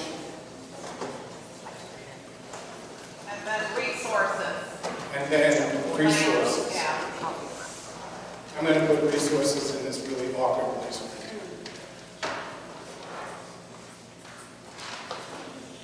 Resources. Okay, so those are going to be the areas that after what's going to happen is Dr. Doris is going to do some presentation on some data, and then we'll come back and we'll do some, I don't like to brainstorm, we'll do some thinking together about work with Champaign County in these 5 different areas. Thank you, Sam. And of course, lunch will be setting up. So we're looking at just a brief break for lunch after I showed you some numbers. The way I usually like to describe when we talk about the data is there's the data, there's the numbers, and then there's the stories behind the numbers, the meaning behind the numbers. So I wanted to present some of the data. I will say, as a caveat, that we're nearing finalizing more recent data. So this is kind of the tail end of the data reports from last year. So the more recent data will be coming out in June. So when you reconvene to get back together with your action teams, most likely we'll be having the more recent data. And then of course over time, my goal since this project is now several years old when we're working through this is to present to you some of those trends over time. So as we talked about before, I just wanted to remind everyone here that that third bullet point, we really are and have been using data to then be able to target what the issues are within our communities. And as we begin to have these dialogues about racial disparities, family permanency, well-being, something I always like to keep in mind that I recommend to you as well, and this is nationally, that when a child enters foster care, there's about a 50% chance, 50-50 chance that that child will return home. So that's pretty sobering when we think of it, those of us that are in human services or have to make a call. Many of you in the room are mandated reporters, and of course that's an important role. But we also want to know that if there are things we can do on the front end in terms of prevention, all the better, because once that child enters care, and this has been for decades, you know, it might go up a little bit or down a little bit, but overall, about a 50-50 chance that that child will return home. And we know that children that come into care come with certain traumas. How many of you are familiar with ACEs, the ACEs scores? Okay, they come in oftentimes with traumas, and then the trauma of being in care, the trauma of perhaps moving from one foster home to another, being separated from family, siblings, really compounds that trauma. So it becomes a difficult situation. I'm not going to spend a lot of time on this, but again, just that reminder of how the actions we take, the decisions we make, have such a long-lasting impact on our children, their parents, our families in the community, and even our communities. Often we don't think about what happens when we lose children and they have to go into another community and they're separated from their schools, their teachers, their friends. So, as I mentioned earlier, the community action teams is one of really a host of initiatives that were started in partnership with DCFS, but many, many others. So that big gray circle, are you able to see this okay? Yeah. The big gray circle are the action teams, but we also had a cluster of other initiatives. Differential response was, it's no longer in existence. I'll just touch on that in a minute, but that was, it was essentially a diversion. So on more lower level, if you will, child abuse and neglect cases, some of those cases were diverted to family advocacy centers and community agencies without having a formal child abuse and neglect finding, if possible. We had court improvement projects, an anti-racism transformation team to really educate our community about issues of bias, explicit as well as implicit. We talked about our family advocacy centers, family father involvement projects that were funded, and trauma-informed practice built into the child welfare profession. Over the years, due to budget cuts and leadership changes, we see kind of what's still standing, if you will. So differential response, that no longer exists. The fatherhood programs, disappointingly, were not funded. You still see sprinkles of them here and there. The court improvement programs are still around, not as active. The anti-racism transformation teams are not technically still around, but really have kind of folded into the work we're doing with the action team. So really those initial initiatives, as we can see, the trauma-informed practice that has been embedded in training for child welfare professionals, that has been, that's pretty much solidified. But as you can see, again, the community efforts continue. Whether they have slowed down, reduced, they are still standing. So what do the numbers tell us about child well-being, racial equity in our community? So I'm going to present data for both Champaign and Danville. So one of the things I'm going to start with, and this is a couple terms you've probably heard. So the last two talks that we did, there were some recommendations that we make sure that everyone's on the same page when we're referring to these two terms, disproportionality and racial disparity. What do those mean? What are the differences, etc.? And that will also then lead into the data. So for the first one, when we talk about the term racial disproportionality, I like to think of that as a within-group comparison. I know that sounds kind of statistician-y, but which I don't want to do. But it's essentially when you take one demographic group and you look at, in this case, for example, the percentage of children in foster care compared to their proportion in the overall population. So this example with the children with the balloons, if we see, for example, that African American children are 30% of the population, then if they're proportionate to children in care, they would be about 30%, give or take, also of the children in care. If there are 60% of children in care that are African American, then that's out of proportion. It's disproportionate. And in that case, we use the term overrepresentation. children, African American children in this example, are overrepresented twice, by 2 times, by the amount compared to their population. So that's one important way to think about the data. And the other important way to look at the data is how African American children and their involvement in care compares with other racial and ethnic groups.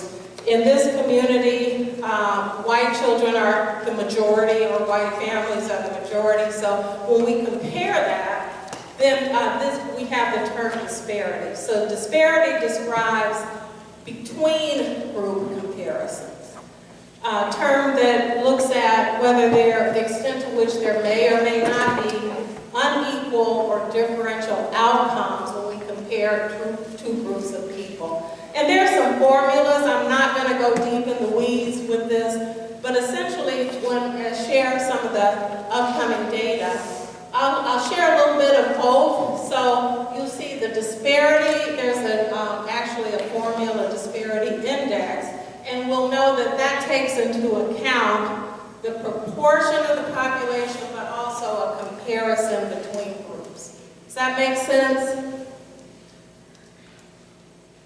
So ideally, when we're comparing racial and ethnic groups, that 1.0 essentially means it's a 1-to-1 ratio. So that means there wouldn't be the disparity. So again, this will set the stage of what we'll be looking at. And within the action teams, after you leave here today, you come back for future meetings and really roll your sleeves up to do the work, those of you who are new or those who are existing. The way we've been presenting the data and sharing it with our community groups is to look at various decision points that impact children, either who've been exposed to the child welfare system or who are currently in the system. Because when you think about it, along the way, each of these areas is a decision point. The decision to call in a hotline report, decision 1. When the person who works in the hotline call center receives that initial screening or that initial information, they then do a screening to determine whether there's enough information there to be able to then refer for an investigation. Then the next step is there's an investigation that occurs. If it's referred, that's another decision point. And then based on that, there's either a finding or not of abuse and neglect.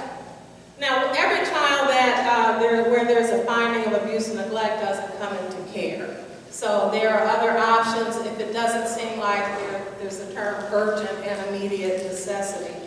So if there is an opportunity to serve the family with the children in the home, that's really preferred if the child can stay safely. So that decision to remove or not, remove or provide in-home services. And then if a child is in care, the decision to return that child home or establish another permanency outcome through adoption or guardianship. So when we present that disparity and disproportionality data, it's across each of these areas. We don't have time for all of them today, but I do want to just touch on some so you can see where we are when we talk about the state of our community currently, or at least from prior year.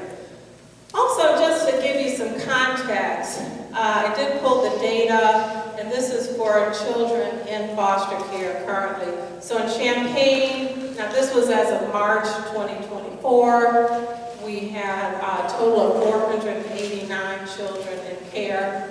And then Vermilion County, Danville being kind of that central town, 296. And then you see that the proportion of children, some were in traditional foster homes, some in relative, some in institutions. So this is important to know and get a context as well. I won't again spend a lot of time on this, but as in your action teams, if some of these areas really trigger for you, we need to look further at this? Why do we have in some communities, more relative homes and others not? I was actually surprised because I look at the data across Central Region, and in Champaign we have actually fewer relative homes than our children in relative homes and foster homes. Usually it's the opposite. Usually we're seeing now more relatives that children are in their homes. So let's take a look specifically of the outcomes for African American children in care. And we're going to start with that first decision point, reporting to the hotline. And what I'll share here is who's making the calls, and out of those calls, what proportion or percentage of those are actually result in a finding of abuse and neglect. And I hope this isn't too tiny. Are you able to see this? Are you able to see? This is a vision test. Who can see the bottom descriptors? What does that first row say?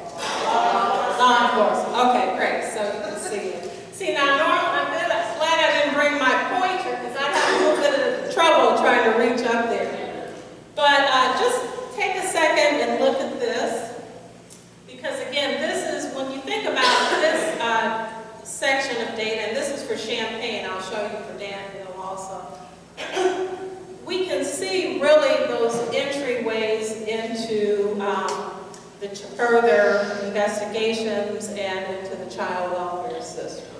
So who is in Champaign, the largest reporting organization or reporting agent? Law enforcement.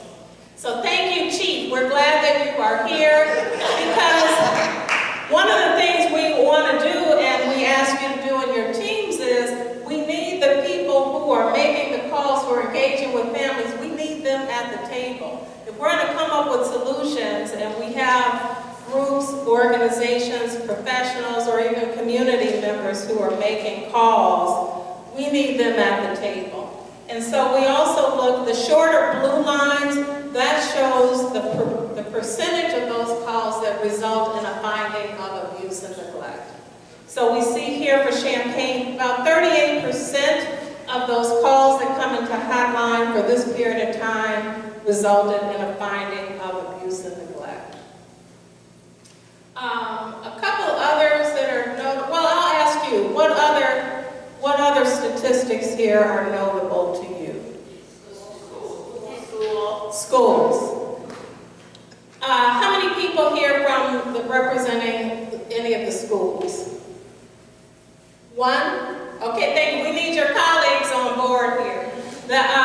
Generally, and I would say across the board, the schools, which we know are mandated reporters, tend to make a fair number of calls, but then look at the proportion or the percentage that actually result in a finding of abuse and neglect. 12%. So when we flip that, that's, what is that, 88%, where a family is being investigated and there's no finding of abuse and neglect. Now, it may be necessary because we want to rule out neglect, but I would ask you to think about, and when you go back to your action teams, bring schools to the table, because are there other things that can be done if we have situations where a school professional feels like a call needs to be made? Are there additional supports to, again, to keep that child and that family out of even getting to the point of investigation? So if there's things like a child coming, just for an example, with no socks on in the winter, or they're hungry, is there a role for the school social workers? Are there some things that can be done? So these are the kind of things we ask you to do in your action teams.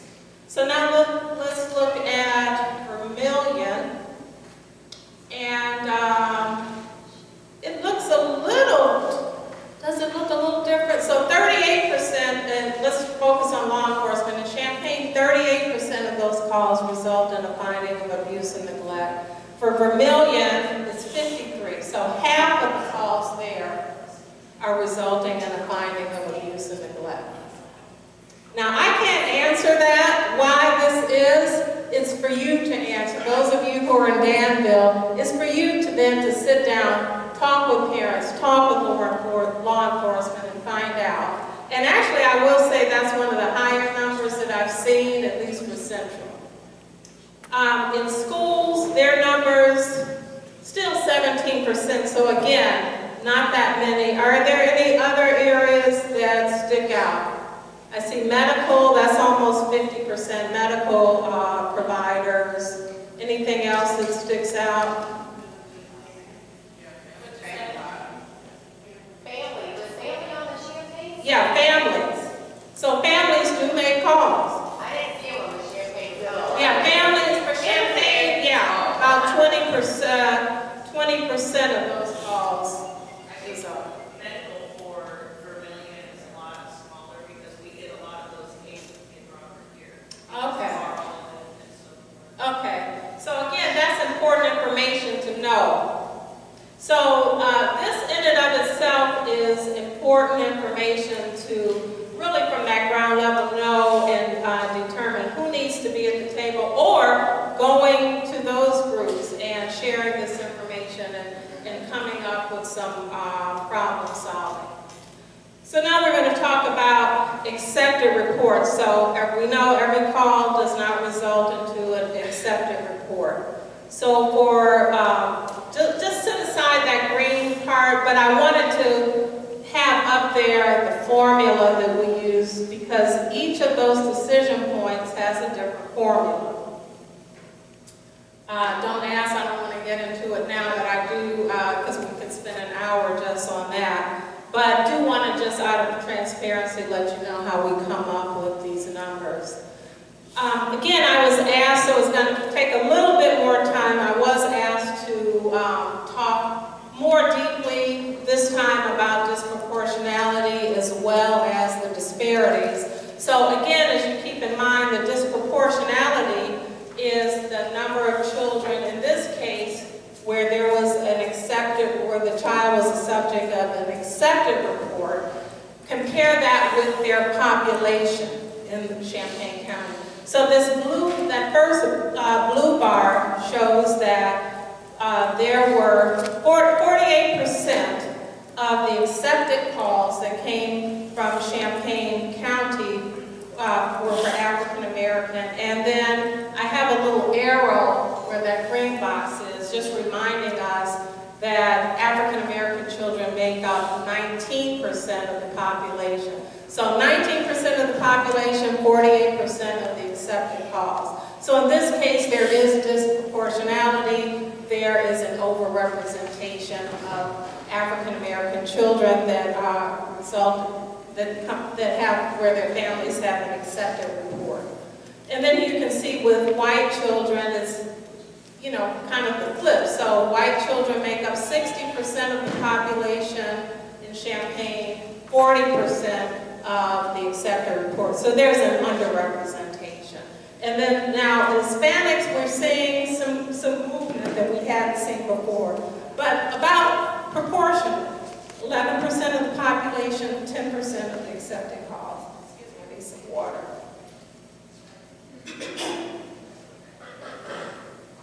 Okay, now this is disparity. So remember, disproportionality was where we were comparing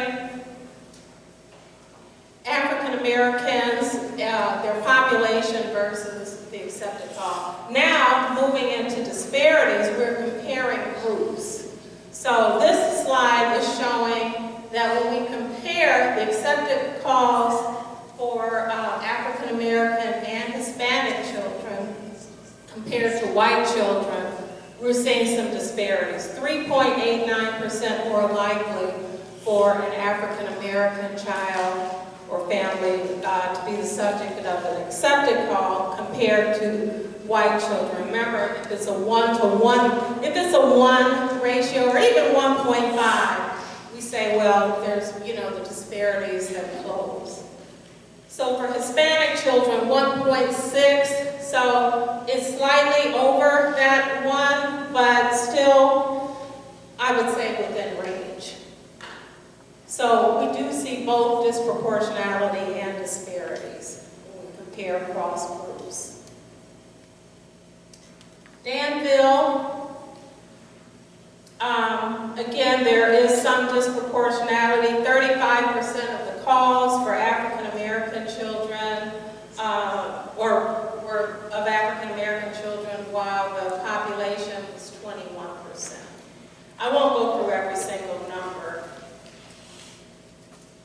Actually, I was surprised, I must say, that Danville, the population for African American children was actually slightly higher than Champaign. That surprised me. Did you all notice that? Yes. So 19% in Champaign County in that green box, but in Danville or Vermilion, 21% of the population identifies as African American. And again, it's not for me or any university to say, here's what this means. This is where the conversations need to happen, because we don't know what's going on underneath. But now when we look at the disparities, we're not seeing those disparities as much. And when we compare now black children with white children, Hispanic children with white children, we're not seeing those same disparities. And this is something new, I say, in the past few years. We're seeing some closing, actually, in some of these decision points of the racial disparities. Is there still a disproportionate number of children compared to their representation in the population? I'd say across the board we're seeing there is. Questions, thoughts so far before I move on? Yes. Yes. This is a comment, which is, we have come so far in terms of understanding disproportionality and disparity, and that we, presenting the data, having this kind of information in front of us, allows us to ask different kinds of questions. So as you're presenting, I'm thinking about other kinds of things that I would like to know. That's just one comment. The other comment is that, again, thinking about lenses versus mirrors, we often talk about making data-driven decisions as if somebody else needs to make data-driven decisions. And it would be interesting to think about how much do I incorporate and engage data in my own practice, for example, and how much do I expect and require someone to have data to present to. If someone says, oh, I'm starting a project for boys that are, in foster care. How do you know boys are the greatest need? Where's the data? Yeah. What age boys? What kind of boys, right? Sure. So it seems like we could also, in our own practice, have a higher expectation for data to inform our practice. Thank you for that, Sam. And then one of the things I'll encourage, and we'll do our best to accommodate, as we call making sense of this data, if you realize there's some missing pieces, there's more we need to know here, then reach out. I have a really great data analyst who, as best we can, I mean, we can't do hundreds of pages, but as best we can, if there's some missing pieces, just let me know, and then we'll do our best to accommodate that. So this next decision-making point, so again, now we have an investigator going out to the home, they're talking with people, they're seeing children in the home, they're seeing other affiliated providers, maybe medical providers, schools, et cetera, so now we want to look at the differences at that level, the findings of abuse and neglect. Because again, as we saw earlier, every case doesn't result in a finding of abuse and neglect. So here's the disproportionality data for that. So for Champaign, in terms of a finding of abuse and neglect, for example, here, the African American population, we are seeing some overrepresentation. Black children make up 19% of the population, 28% the findings of abuse and neglect. White children, 60% of the population, 22% of abuse and neglect findings. And then Hispanic children, 11%, and now we're starting to see some overrepresentation there, which we had not in the past.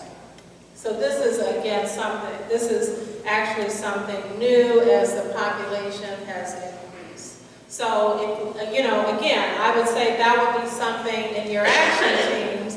You want to be sure that we have representation of Latino families. We really want to start looking at that information as well. The other numbers are so small that we haven't been tracking them yet. So now we're moving into this next chart, which is now comparing the finding of abuse and neglect between racial and ethnic groups. For Black children in Champaign County, anything stand out as maybe not what we expected?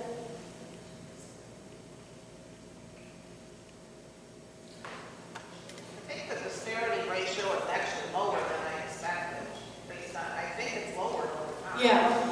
So the disparity ratio here, when we compare finding of abuse and neglect for Black children versus white children, the disparity gap has actually closed. 1.3, that would still pretty much be in a range of little or no difference, little or no disparity. Look at Hispanic. So for this decision point, Hispanic children are 3 times more likely now compared to white children to experience where there's been a finding of abuse and neglect.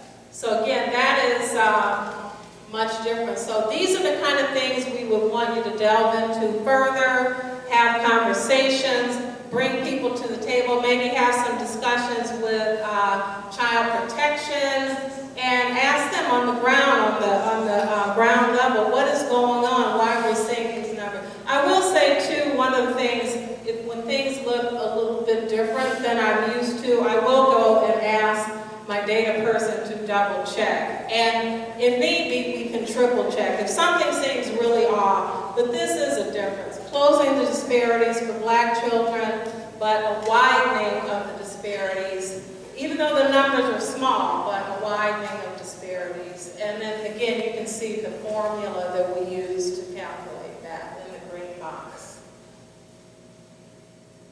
For Danville, let's see, we still have some overrepresentation there for Black children and for Hispanic children. I'm going to move things along a little bit. But when we compare in Danville or Vermilion, compare between racial and ethnic groups, we're seeing here that that disparity gap has essentially closed for both Black and Hispanic children.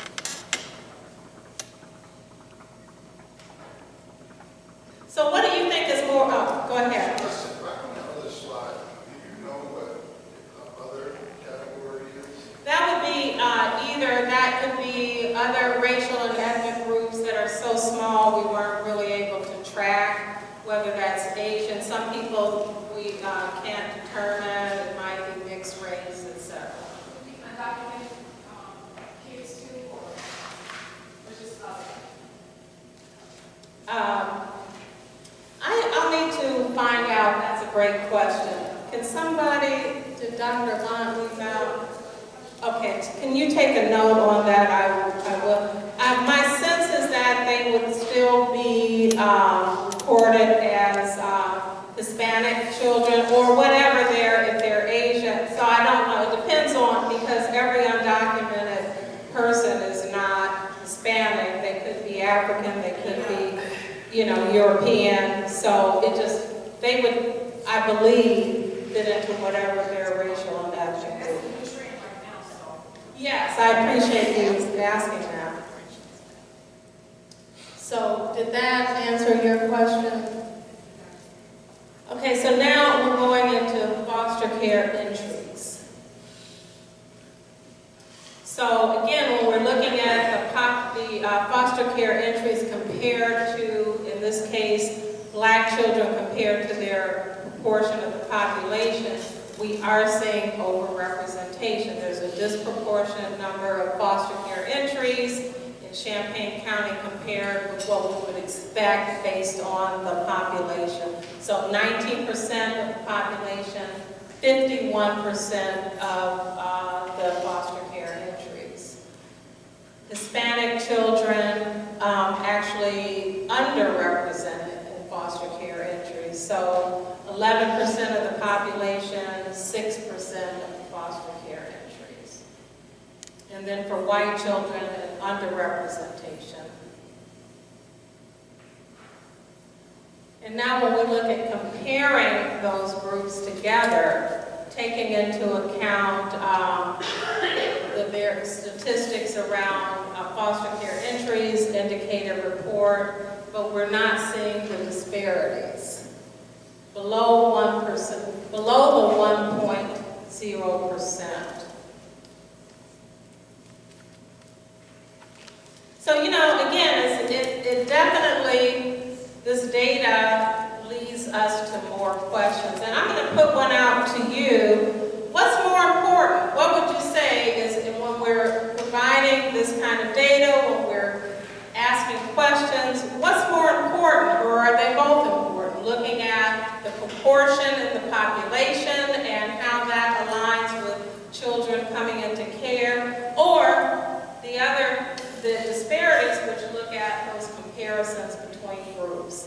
Any thoughts from the group on what do you think is a true indicator if we're really looking at what Lyman talked about earlier, well-being and well-becoming for all of our children? What's more important to you personally, or that you just see from this data? We have to know why they're going to care and how that's happening, and then when they are in care, it's happening, and how we change that. So you say both then. Comparing each group to where they would normally or should be compared to their proportion of the population, but also when we compare groups, that are we thinking that we want to see more of that on par for each group. So we are seeing some movement here, actually, clearly in terms of the group comparisons.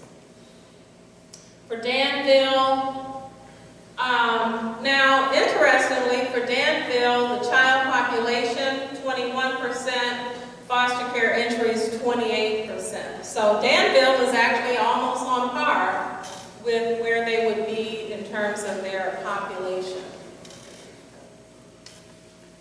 And then we can see, I won't go through every number. So let's look at the disparities for Danville. So actually this is showing that compared for Black children and white children compared to, Black children, Hispanic children compared to white children in terms of foster care entries, they're actually lower proportion.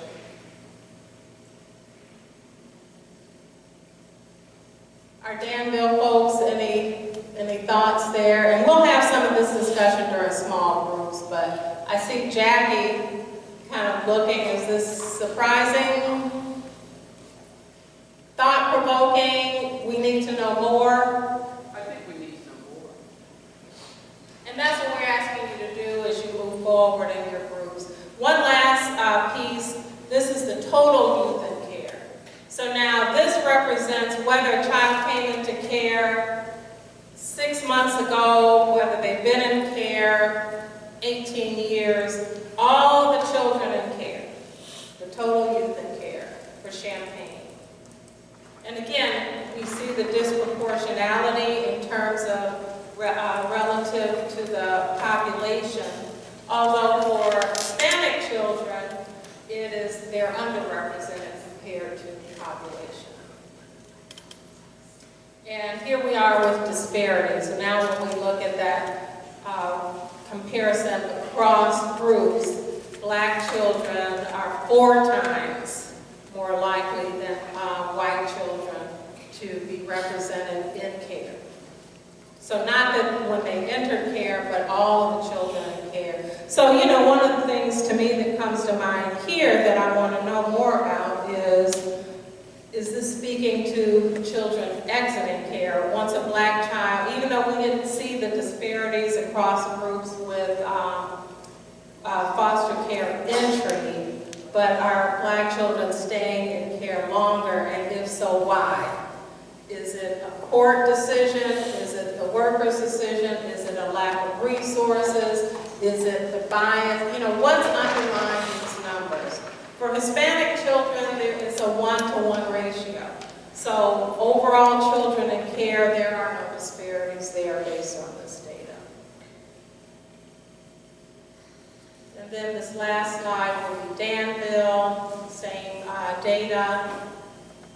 And for total youth in care, population for black children, 21%, 28% for total youth in care. So again, not too much in the way of disproportionality. Hispanic children, there's some underrepresentation. And white children, I'd say that's almost about on par. 72% of the population, 68% of the total youth in care. A few points lower. Disparities.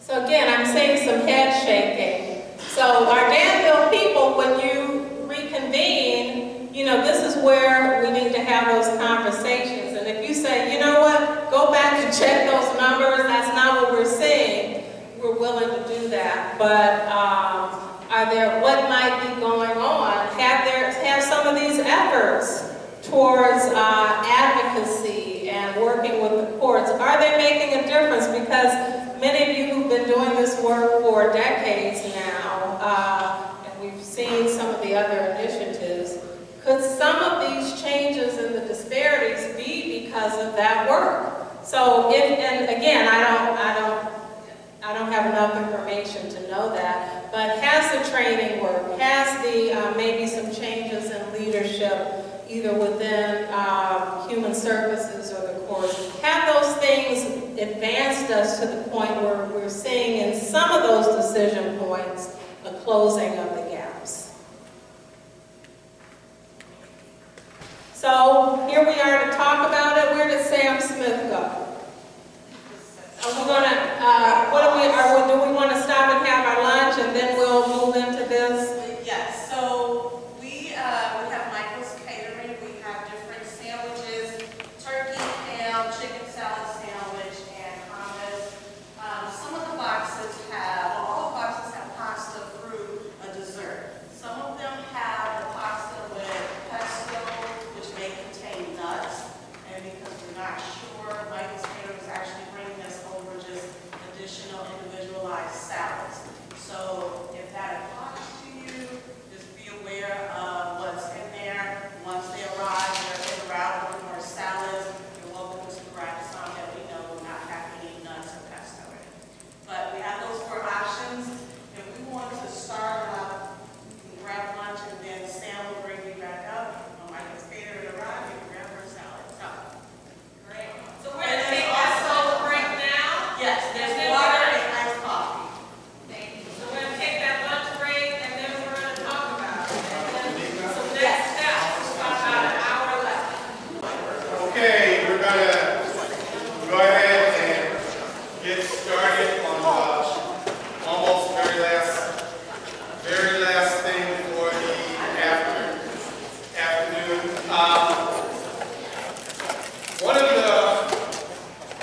One of the things that we did do was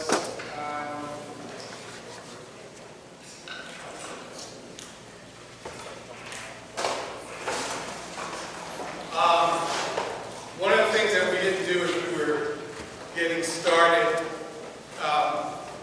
was to ask one of my favorite questions in the world,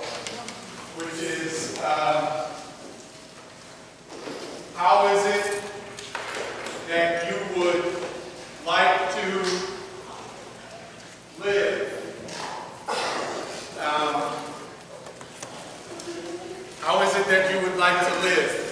Because we ain't going to be here forever. But in the context of racial disparities and disproportionality, and maybe even more specific in the context of this group of people that you find yourself with today. So you've met some new folks. I hope you've had some excitement about meeting some new people. I've had some excitement about knowing who's in the room. Just for my sake, those of you who are in practice, who've been in practice for between beginning and 5 years of practice, would you just stand up for a second? Those of you that are sort of just getting started. Okay, all right, wonderful. So you know these people have all kinds of energy, all kinds of ideas, right? Right? It's a beautiful thing. Right? Those of you that have been in practice for 20 years or more, would you stand up for a second? Let us have a look at you. Okay? So this is what we call our institutional memory, right? They know where all the bodies are buried. They know, and so have a look at them. They sort of know, all the things. So I want us to think about, I want you to think about, and in fact you can sort of make some notes. You can think about in terms of like how do we want to get along with each other? Like when 2 o'clock we leave here, what kind of commitment do we want to make with each other? How is it that we want to live together? So sometimes we think about that in terms of like ground rules, right? How we get along. We're going to go into conversation, right? So what is it that you want? What is it that you expect? What is it that you would love from this group of people?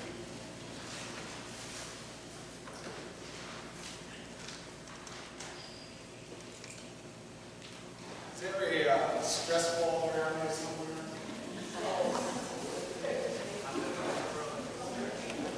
I did this in Springfield. People there for the crash. Is there a record down in my state?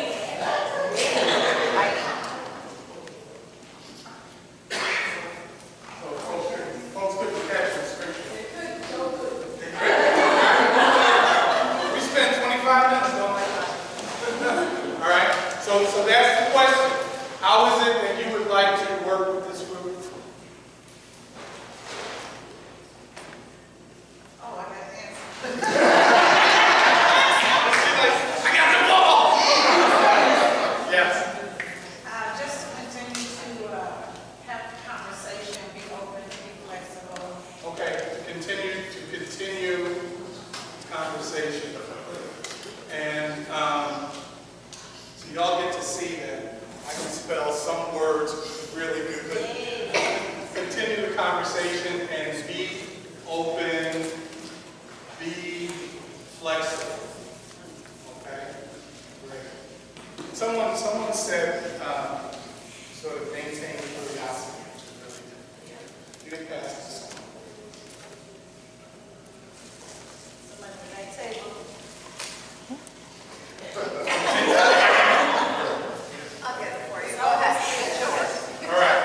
How is it that you would like to continue? What would you recommend?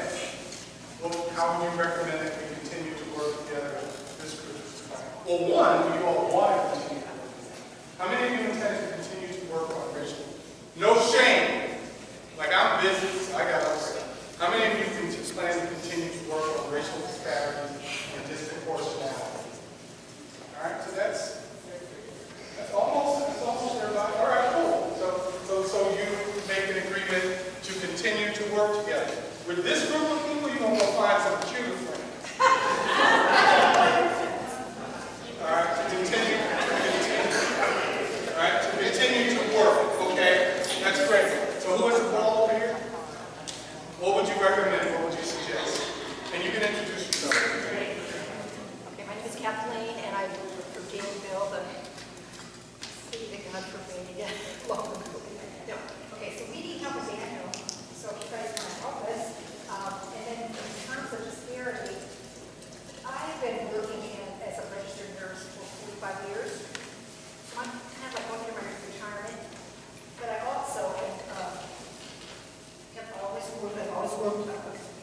much helping people. I actually work as a board of the state, so I was right here at Cunningham as a foster child. And I would say, in terms of racial disparity, that's a problem that is extreme. Perfect.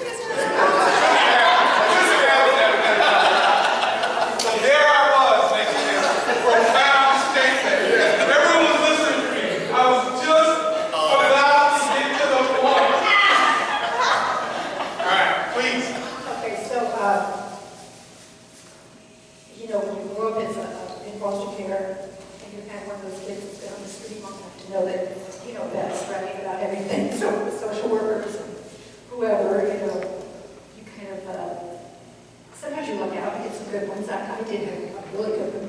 And then I went into independent living very early, and I went to Ravenna High School, and I went to Parkland, and graduated from the program at Parkland, and graduated from Eastern Illinois University. And I have had a long life because I'm in my senior years, okay, and I've raised a family.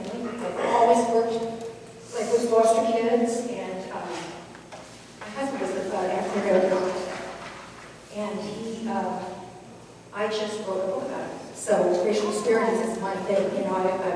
He would be right here with us now if it weren't for 3 very serious racial disparities, that 3 people that were deciding not to do their job, you know, are the reason why he's dead now. Racial disparities are everywhere we look. And so I think as a white person, we really need to make it clear to any person of color that we're people are spending any time with that we are simply there to be the backup, you know. We're there to, like,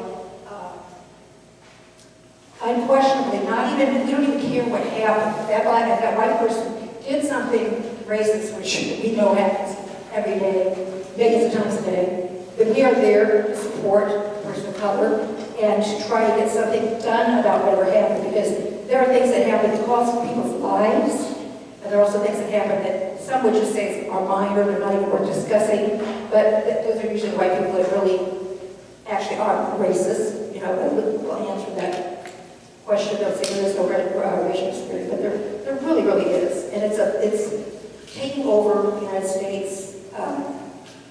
I have kids that were biracial, and unfortunately, one of them, who was kind of my foster son, but he was actually my nephew.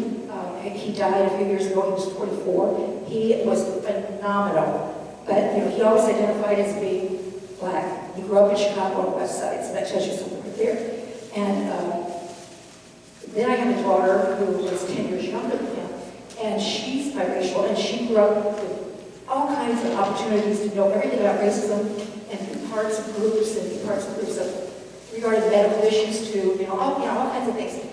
And she chose, you know, to kind of, now that she's 40, to start being really a white thing, you know, and it really has been horrible for me. I mean, it's like, she's, you know, married into this very wealthy white family, and now she really doesn't feel that she has a need to discuss things like racial disparity, and so that I am actually very inappropriate according to her now.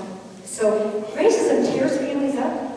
It tears them up, and it has done so much wrong, and we do not talk about it. We don't teach about why, you know, racism is in this country. We don't well, look at the country, but the states right now where it's illegal to talk about slavery. It's illegal, you know. I mean, so we're in a very difficult time now. You know, I've also been an activist, okay, and I lived in Chicago for several years, and I know that it's worse now than it was back then. I'm now in my 70s, you know. I think it's worse now than before. Thank you. And tell me your name again. Okay, so this is the only thing I heard Kathleen say. She likes that white people, right? She's like first sort of called out white people, right? She said white people, you got to stand up when there's some issue of racism or racial disparity. Did other people hear that, or is that just me? Okay. All right. So I mean, that's something we could spend some time talking about, which is this question where we began, like, who are you, right? What is my role as a man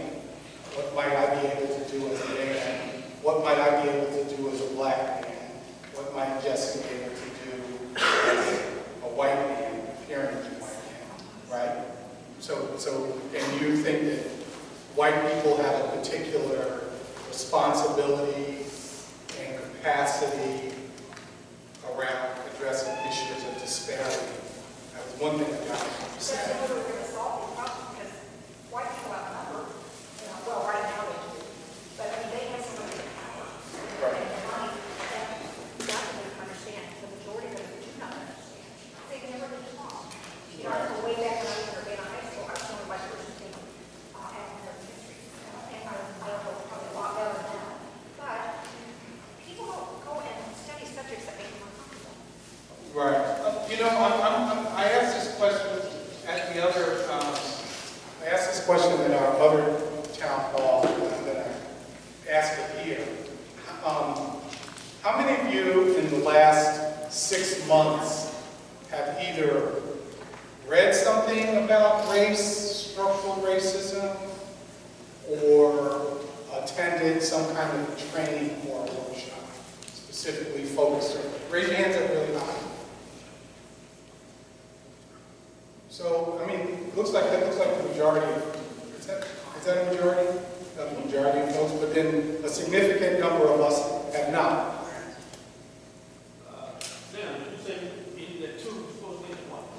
Oh, we're supposed to end at 1 o'clock?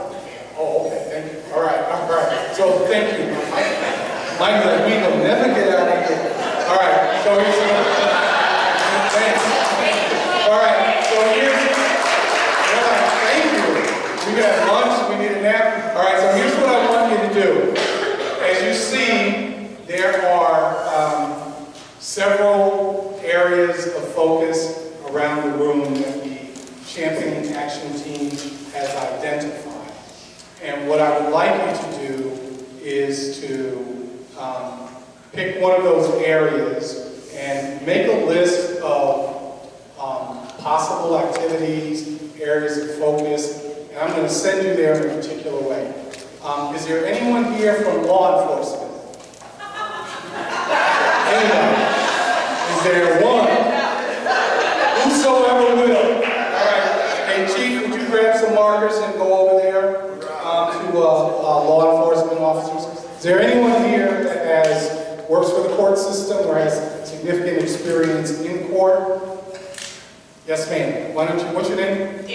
Deja. Why don't you go over there with court? Mike, there's some markers near you.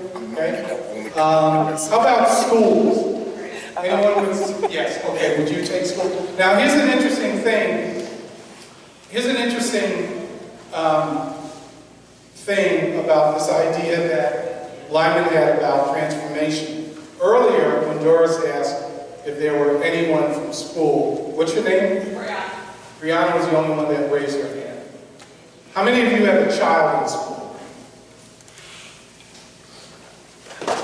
Okay. How many of you went to school?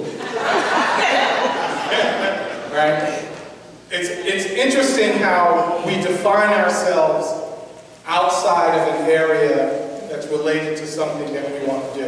I think it's important that we break those barriers.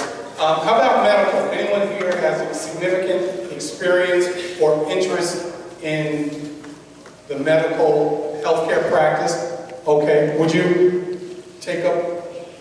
Okay. What about community? Yes, ma'am. Would you take up over there? Tell me your name again. If you have significant interest or experience in community work, community activism, we can go together. Okay? And what about resource development, resource management, writing grants, identifying resources, identifying talent? Would you go there, please? Okay, so what I'd like you to do is have a look around. We've only got a couple of minutes. Find one of those areas. I want you to go find that person at that area and spend the next 3 minutes talking about possible Champaign County approaches to racial disparities and disproportionality from a community outreach perspective. Okay? So have a look, find an area, what interests you most, you'll be able to move in about 3 minutes to another area. Everyone, please pick an area. Yes, please. spread yourself out, pick an area.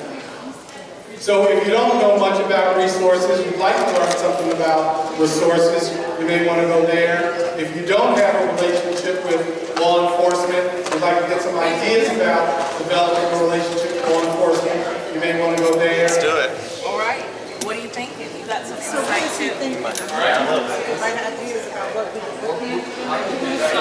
One quick acknowledgement and announcement as you go to the board.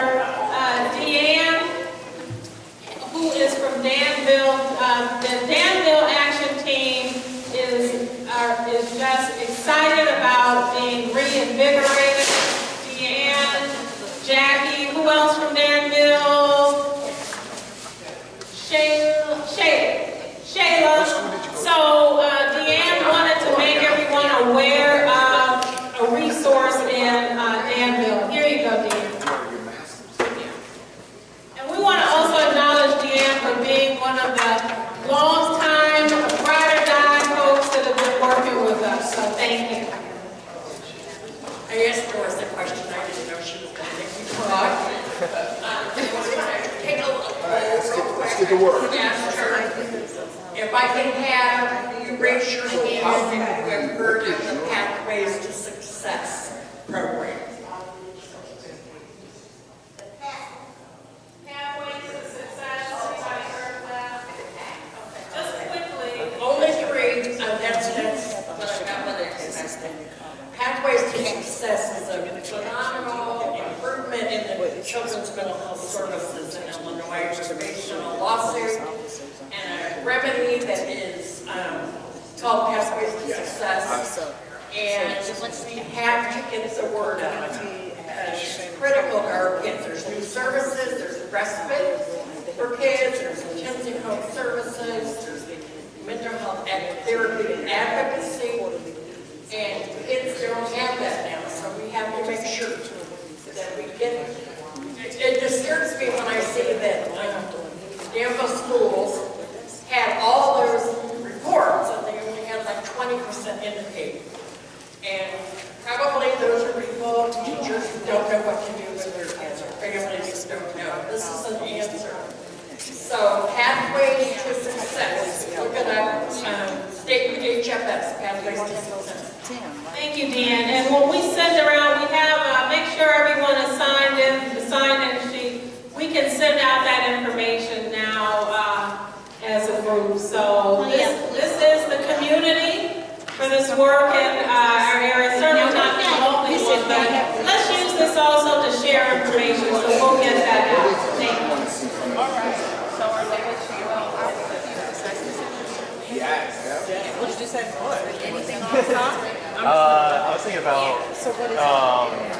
making sure that there's always appropriate interpreters and there's a language barrier. I feel like a lot of what's happening with populations is that whether it's indicated or not What I'd like to challenge you to do is to get in an area and think about what might be your both social concern and your circle of influence in working in that area to address racial disparities and disproportionality. More community awareness. And Dr. Stevens has agreed to have yet another area that is called Other.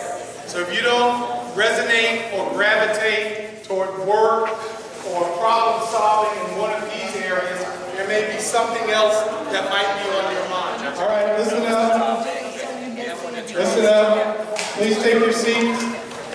Yes. So for Champaign, Urbana, the next meeting will be July 17th at 1:30 at the Champaign Public Library, Pavilion Room 80. Can you say that date again, please?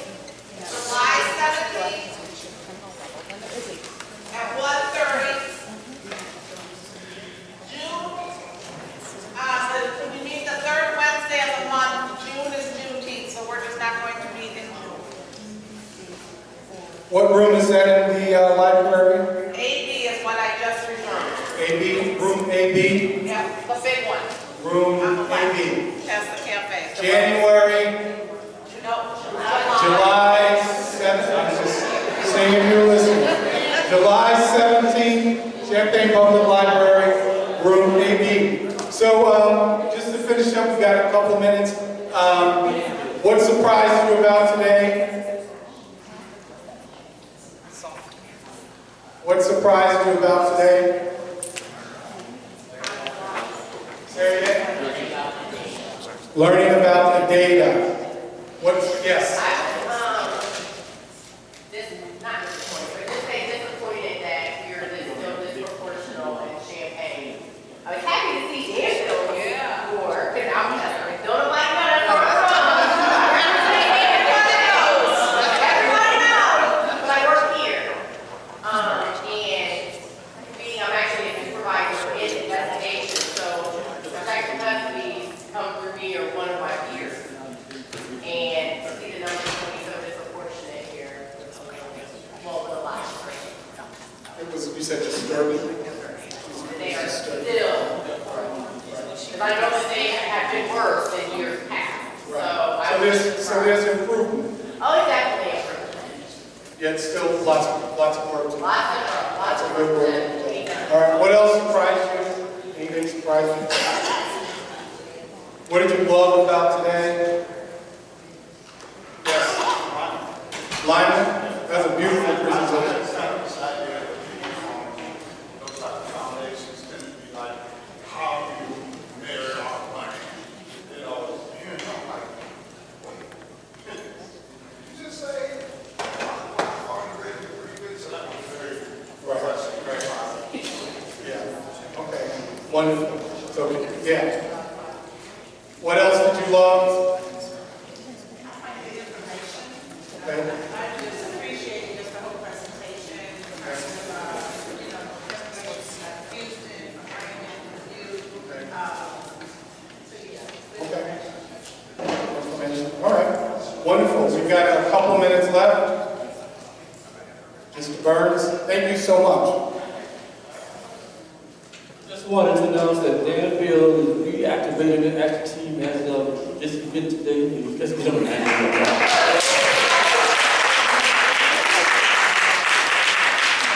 And we will be taking the sign-in sheets, and they will send out an invite to when they will have their first meeting. Right? Just above my pay grade. I'll find out.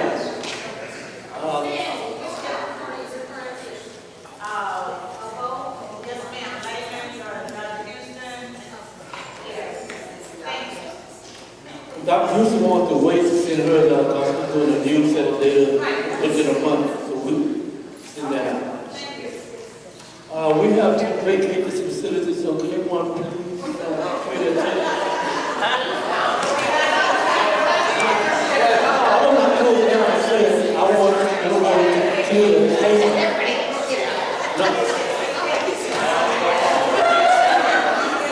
I'm saying we have to clean our tables off. No, I'm saying before we leave, please clean your tables off because we're going to have a family dinner here.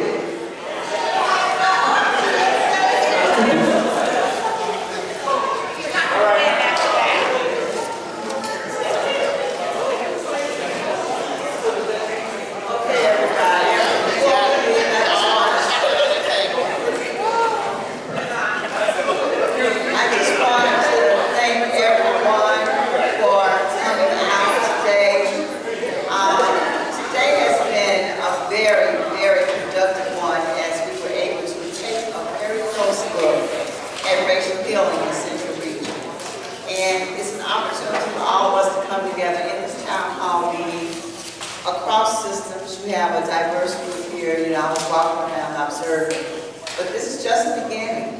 After the town hall meetings, we have a lot of work to do. We have to make some transformations, as Lyman was saying, to take some action, to make some changes. So you will hear from us again.